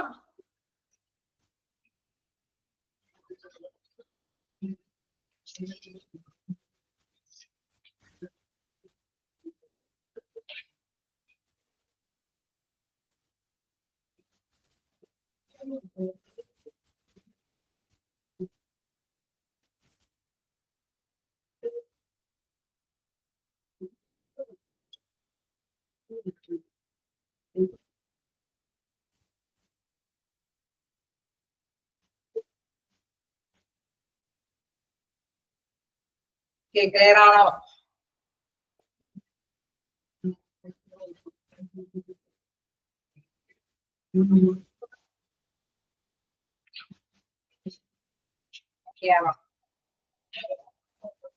ഓക്കെ, അപ്പൊ നമുക്ക് ഇനിയും പോകാനുള്ളതും ചെറിയ പോയിന്റ്സ് ആണ്. എന്നാലും ഞാൻ ഇതിനിടയ്ക്ക് ഒന്ന് പറഞ്ഞോട്ടെ, നമുക്ക് ഇനി നെക്സ്റ്റ് ക്ലാസ്സിൽ വരുമ്പോൾ ഇത് എന്തായാലും ചിലപ്പോഴായിരുന്നു തീർന്നു പോവുകയുള്ളൂ, എങ്കിലും ജസ്റ്റ് എന്തായാലും ഞാൻ കണ്ടിന്യൂ ചെയ്യും, വേറെ ഡൗട്ടുകളൊന്നും ഇല്ലെങ്കിൽ. നമ്മൾ നെക്സ്റ്റ് ക്ലാസ് വരുമ്പോൾ മാർക്കറ്റിംഗ്, എന്തായാലും ഫസ്റ്റ് തേർഡ് മോഡലുള്ള ഒരു ചാപ്റ്റർ കൂടി ഉണ്ട് മാർക്കറ്റിംഗ്. ഇനി ഏതെങ്കിലും ചാപ്റ്റേഴ്സ് തേർഡ് മോഡലിൽ എടുക്കാനുണ്ടോ? തേർഡ് മോഡ്യൂളില് മാർക്കറ്റിംഗ്, പിന്നെ ഒരെണ്ണം കൂടി ഉണ്ടെന്ന് തോന്നുന്നു ഹോസ്പിറ്റൽ അഡ്മിനിസ്ട്രേഷൻ അല്ലെ. അതല്ലാതെ വേറെ ഏതെങ്കിലും ചെയ്തിട്ടു? ഓക്കെ, അതുണ്ട്. മിസ് മറ്റേതിന്റെ കണ്ടിന്യൂവേഷൻ പോകണം. അപ്പൊ നമുക്ക് മാർക്കറ്റിംഗ് ഇത് കഴിയുമ്പോൾ ഒന്ന് ക്യാച്ച് ചെയ്യാം, അത് പിടിച്ച് നമുക്ക് മുന്നോട്ട് പോകാം. അപ്പൊ എന്തായാലും നെക്സ്റ്റ് ക്ലാസ് നിങ്ങൾക്ക് എന്നാ വെക്കണേന്ന് വെച്ച് കഴിഞ്ഞാൽ മാർക്കറ്റിംഗ് കൂടി എടുക്കാനായിട്ട് കൊണ്ടുവരാനായിട്ട് നോക്കാം. അവേഴ്സ് എന്തെങ്കിലും കിട്ടുകയാണെങ്കിലും കയറി എടുത്തിട്ടാണെങ്കിലും മാർക്കറ്റിംഗ് ഒന്ന് സ്റ്റാർട്ട് ചെയ്യാവുന്നുണ്ട്. അപ്പൊ അതിന് തയ്യാറായിട്ട് നിങ്ങളുടെ കയ്യിൽ മാർക്കറ്റിംഗ് എടുക്കാം. അപ്പൊ നമുക്ക് കണ്ടിന്യൂസ് ആയിട്ട് നോക്കാം അഡ്വാൻറ്റേജസ് ഓഫ് ക്ലിനിക്കൽ ഓഡിറ്റ്. ഇവിടെ അഡ്വാൻറ്റേജസ് നോക്കാം, നമുക്ക് ക്ലിനിക്കൽ ഓഡിറ്റ് എന്താന്നൊക്കെയുള്ള കാര്യങ്ങൾ ഐഡിയകളൊക്കെ നിങ്ങളുടെ മൈൻഡിൽ ഉണ്ടല്ലേ. അപ്പൊ അതിന്റെ ഗുണങ്ങൾ എന്തൊക്കെയാണ്? പ്രധാനമായിട്ടും ഈ ഓഡിറ്റ് നടത്തുമ്പോൾ പല ഗുണങ്ങളുണ്ട് അല്ലെ. അതിലെ പ്രധാനമായിട്ടും ജസ്റ്റ് പോയിന്റ്സുകൾ മാത്രമേ ഇന്നത്തുള്ളൂ. ആൻ എഡ്യൂക്കേഷണൽ ആക്ടിവിറ്റി, അതായത് വിദ്യാഭ്യാസം, നമുക്ക് ഓഡിറ്റ് നടത്തുമ്പോൾ അതിൽ നിന്ന് കുറെ അറിവുകള് നമുക്ക് ജ്ഞാനങ്ങൾ നേടിയെടുക്കാനായിട്ട് സാധിക്കും. പ്രൊമോട്ട്സ് അണ്ടർസ്റ്റാൻഡിങ് അല്ലെ, നമുക്ക് എന്താണ് ഈ ഒരു മനസ്സിലാക്കുക എന്നുള്ളതിനെ പ്രോത്സാഹിപ്പിക്കാൻ പറ്റും അല്ലെ. ഒരുപാട് അവലോകനങ്ങൾ നടത്തുമ്പോഴാണ് നമ്മൾക്ക് കുറെ കാര്യങ്ങളും വ്യക്തമായിട്ട് മനസ്സിലാക്കാനൊക്കെ സാധിക്കുള്ളൂ അല്ലെ. ആ ഒരു ഡിപ്പാർട്ട്മെന്റിനെ സംബന്ധിച്ച് തന്നെ ഒരു അവലോകനം നടത്തുമ്പോൾ ഓക്കെ റെക്കോർഡൊക്കെ നോക്കി അവലോകനം ചെയ്യുമ്പോഴോ ഇങ്ങനെയൊക്കെ ചെയ്യാൻ പറ്റുമല്ലേ, ഇങ്ങനെയൊക്കെയും കാര്യങ്ങളൊക്കെ സ്മൂത്ത് ആയിട്ട് പോകാനായിട്ട് സാധിക്കും എന്നുള്ളത് സ്റ്റാൻഡേർഡൊക്കെ ബേസ് ചെയ്തിട്ട് ആക്ച്വൽ പെർഫോമൻസ് ഒക്കെ ഇവാലുവേറ്റ് ചെയ്യുമ്പോഴൊക്കെ മനസ്സിലാക്കാനായിട്ട് സാധിക്കും. അപ്പൊ എന്താണ് നല്ല രീതിയിൽ തന്നെ അത് പ്രോത്സാഹിപ്പിച്ചുകൊണ്ടോ മനസ്സിലാക്കി കൊണ്ടുപോകാൻ സാധിക്കും. റിസോഴ്സ് എഫക്റ്റീവ് എന്ന് വെച്ചാൽ എന്താണ്, നമ്മുടെ വിഭവശേഷി നല്ല കാര്യക്ഷമമായിട്ട് അല്ലെ നല്ല രീതിയിൽ തന്നെ ഉപയോഗിക്കാനായിട്ട് സാധിക്കും. അത് ഉറവിടം ഫലപ്രദമായിട്ട് തന്നെ ഉപയോഗിക്കാനായിട്ട് സാധിക്കും എന്നുള്ളത്. റൈസസ് സ്റ്റാൻഡേർഡ്സ്, നമ്മളുടെ മാനദണ്ഡങ്ങളെല്ലാം നന്നായിട്ട് അല്ലെ അത് വികസിപ്പിച്ചു കൊണ്ടുവരാനായിട്ട് സാധിക്കും. നല്ല മാനദണ്ഡങ്ങൾ കൊണ്ടുവരാനായിട്ട് ഈ ഓഡിറ്റ് കൊണ്ട് സാധിക്കും. പ്രൊമോട്ട്സ് ചേഞ്ചസ്, അതായത് മാറ്റങ്ങൾ ഉണ്ടെങ്കിൽ അത് വളർത്തിക്കൊണ്ടുവരാനായിട്ട്. ചിലപ്പോൾ നമുക്കറിയാം ഈ അവലോകനം നടത്തുമ്പോഴാണ് എവിടേക്കോ ഫോൾട്ടുകൾ ഉണ്ടെന്ന് കണ്ടെത്താനായിട്ട് സാധിക്കുള്ളൂ അല്ലെ. അപ്പൊ ഈ ഓഡിറ്റ് കൊണ്ട് എന്താണ് ചേഞ്ചസുകളെ, മാറ്റങ്ങളെ പ്രൊമോട്ട് ചെയ്യാനൊക്കെ ആയിട്ട് സാധിക്കും, മാറ്റങ്ങളെ പ്രോത്സാഹിപ്പിക്കാനായിട്ട് സാധിക്കും. സോഴ്സ് ഓഫ് ഇൻഫോർമേഷൻ, അതായത് വിവരങ്ങൾ അല്ലെ, വിവരങ്ങൾ കണ്ടെത്താനായിട്ട് ഏത് രീതിയിൽ നമുക്ക് വിവരങ്ങൾ നേടിയെടുക്കാം എന്നുള്ളതൊക്കെ നമ്മൾ കണ്ടായിരുന്നു. അതിപ്പോ ക്വസ്റ്റ്യൻ വഴിയോ ഇന്റർവ്യൂ വഴിയോ അല്ലെങ്കിൽ അതെന്തെങ്കിലും ചെക്ക് ലിസ്റ്റ് തയ്യാറാക്കിയോ അല്ലെങ്കിൽ എന്താ പറയുക പ്രകടിപ്പിച്ചുകൊണ്ടിരിക്കും അല്ലെ. ആക്ച്വലി പ്രവർത്തനം നടന്നുകൊണ്ടിരിക്കുമ്പോഴൊക്കെ ഒബ്സർവേഷനിലൂടെയൊക്കെ നമുക്ക് വിവരങ്ങൾ നേടിയെടുക്കാനായിട്ട് സാധിക്കും. അത് വ്യത്യസ്ത രീതിയിൽ നേടിയെടുക്കാൻ സാധിക്കും. പീർ ലെഡ് ആൻഡ് പീർ അണ്ടർസ്റ്റാൻഡിങ്, അതായത് നമുക്ക് നല്ല രീതിയിൽ നേതൃത്വം, പീർ ലെഡ് ആൻഡ് പീർ അണ്ടർസ്റ്റാൻഡിങ് എന്ന് പറയുമ്പോൾ സഹപ്രവർത്തകരുടെ ഇടയിൽ ഒറ്റക്കെട്ടായിട്ട് തന്നെ നേതൃത്വം നടത്താനൊക്കെ ആയിട്ട് അല്ലെങ്കിൽ ധാരണയോടെ അല്ലെ നല്ല രീതിയിൽ തന്നെ അവർക്ക് വ്യക്തമായ രീതിയിലൊക്കെ മനസ്സിലാക്കി കൊടുക്കാനൊക്കെ സാധിക്കും. ഈ ഓഡിറ്റ് നടത്തുമ്പോഴാണ് ചില കാര്യങ്ങളൊക്കെ തെറ്റുകളുണ്ട് എന്നൊക്കെ ചിലപ്പോൾ ആദ്യം ചെയ്യേണ്ടത് അവസാനം ചെയ്തിട്ടൊക്കെ ആയിരിക്കും ഡ്യൂട്ടി കൈകാര്യം ചെയ്യുന്നത്. അപ്പൊ അവിടെ ഒരു സമയക്രമത്തിലൊക്കെ എന്തെങ്കിലും പ്രോബ്ലം ഉണ്ട്. അപ്പൊ ചില ഹോസ്പിറ്റലുകൾ നമ്മൾ ഒരു ഓഡിറ്റൊക്കെ ഒരു ഓഡിറ്ററിനൊക്കെ കൊണ്ടുവന്ന് കഴിഞ്ഞ് കഴിഞ്ഞാൽ അവരെ കൃത്യമായിട്ട് പറയും, നിങ്ങൾ എങ്ങനെ ആദ്യം ഈ ഒരു കാര്യം ചെയ്തത് കൊണ്ടാണ് നിങ്ങൾക്ക് ഒരു ലാക്ക് സംഭവിക്കുന്നത് അല്ലെ, സമയക്രമത്തിൽ ഒരു ബുദ്ധിമുട്ട് വരുന്നത്. നിങ്ങൾ ആദ്യം ഈ ഒരു ഡ്യൂട്ടി ചെയ്യുക, അതിനുശേഷം നെക്സ്റ്റ് ഡ്യൂട്ടി ചെയ്ത് കഴിഞ്ഞാൽ നമുക്കത് ഈസി ആയിട്ട് കൈകാര്യം ചെയ്യാൻ സാധിക്കും എന്നുള്ളൊരു അണ്ടർസ്റ്റാൻഡിങ് അല്ലെ, ഒരു ധാരണയിലേക്ക് എത്താനൊക്കെ സാധിക്കും. അപ്പൊ അത് ആണ് ഉദ്ദേശിക്കുന്നത്. നേതൃത്വത്തിനും അല്ലെ നല്ലൊരു ധാരണയിലേക്ക് എത്തിപ്പെടാനൊക്കെ ആയിട്ട് ഈ ഓഡിറ്റ് കൊണ്ട് സാധിക്കും എന്നുള്ളത്. ദെൻ ഇൻവോൾവ് പേഷ്യൻസ്, അതായത് നമുക്കറിയാം മോസ്റ്റ്ലി പേഷ്യൻസിന്റെ സേവനങ്ങളാണ് മെച്ചപ്പെടുന്നത് അല്ലെ. അപ്പൊ അതുകൊണ്ട് തന്നെ നല്ല രീതിയിൽ പേഷ്യൻസിനെ പങ്കാളികളാക്കിയിട്ട് തന്നെ ഓഡിറ്റ് നടത്താനായിട്ട് സാധിക്കുമെന്നുള്ളത്. ഇതെല്ലാം ക്ലിനിക്കൽ ഓഡിറ്റിന്റെ അഡ്വാൻറ്റേജസ് ആണ് എന്നുള്ളതാണ്. ജസ്റ്റ് ചെറിയ പോയിന്റ്സുകളാണ്. വെറുതെ ഒന്ന് വായിച്ചു വെക്കാനേ ഉള്ളൂ. എന്തെങ്കിലും ഡൗട്ട് ഉണ്ടെങ്കിൽ ചോദിക്കാം.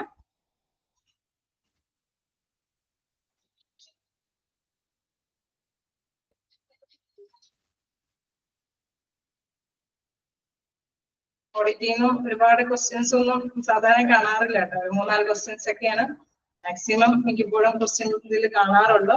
ഇതൊക്കെ കുഞ്ഞു പോയിന്റ്സ് ആണല്ലോ. ഓക്കെ, അതില് ഫസ്റ്റ് പോയിന്റ് ആണ് എഡ്യൂക്കേഷണൽ ആക്ടിവിറ്റി. അതായത് ഒരു വിദ്യാഭ്യാസ പ്രവർത്തനത്തിന് വേണ്ടിയിട്ട് അല്ലെ, പേഷ്യൻസിനെ നമ്മൾ പഠിച്ച് അല്ലെ വിലയിരുത്തിയിട്ടാണ് അവലോകനങ്ങളൊക്കെ നടത്തുന്നത്. അപ്പൊ പേഷ്യൻസിന് എന്തെങ്കിലും ഗുണം ചെയ്യുന്നുണ്ടോ ഈ ഒരു പ്രവർത്തനങ്ങൾ നടത്തുമ്പോൾ? നല്ല സർവീസ്, എപ്പോഴും ക്ലിനിക്കൽ ഓഡിറ്റിന്റെ പ്രധാന ലക്ഷ്യം പേഷ്യൻസിന് നല്ല സർവീസ് പ്രദാനം ചെയ്യുക എന്നുള്ളതാണ്. അപ്പൊ നല്ല സേവനം കിട്ടുന്ന തരത്തിലുള്ള കാര്യങ്ങൾ ചെയ്യുന്നുണ്ടോ, നടപ്പാക്കുന്നുണ്ടോ എന്നുള്ള ഒരു വിദ്യാഭ്യാസം അല്ലെ, ഒരു അറിവ് നേടിയെടുക്കാനായിട്ട് ഈ ഓഡിറ്റ് കൊണ്ട് സാധിക്കുന്നു എന്നുള്ളതാണ്. എഡ്യൂക്കേഷണൽ ആക്ടിവിറ്റി എപ്പോഴും ആ ഒരു മൈൻഡിലേക്ക് കൊണ്ടുവരാം. പേഷ്യൻസിന്റെ ഗുണം അല്ലെ, അവർക്ക് നല്ല സർവീസ് ആണ് ഉദ്ദേശം. അത് വെച്ച് തന്നെ ഇതിലേക്ക് നോക്കാം. ഓക്കെ, നമുക്ക് നെക്സ്റ്റ് ക്ലാസ്സിൽ കാണാം. എന്തായാലും അടുത്ത ലിസ്റ്റ് റെഡി ആയിട്ടുണ്ടാവും. Okay, thank you. അപ്പൊ നിങ്ങളെ മാർക്കറ്റിംഗ് കൂടി ഇതിനോടൊപ്പം തന്നെ കൊണ്ടുവരിക. ഓക്കെ.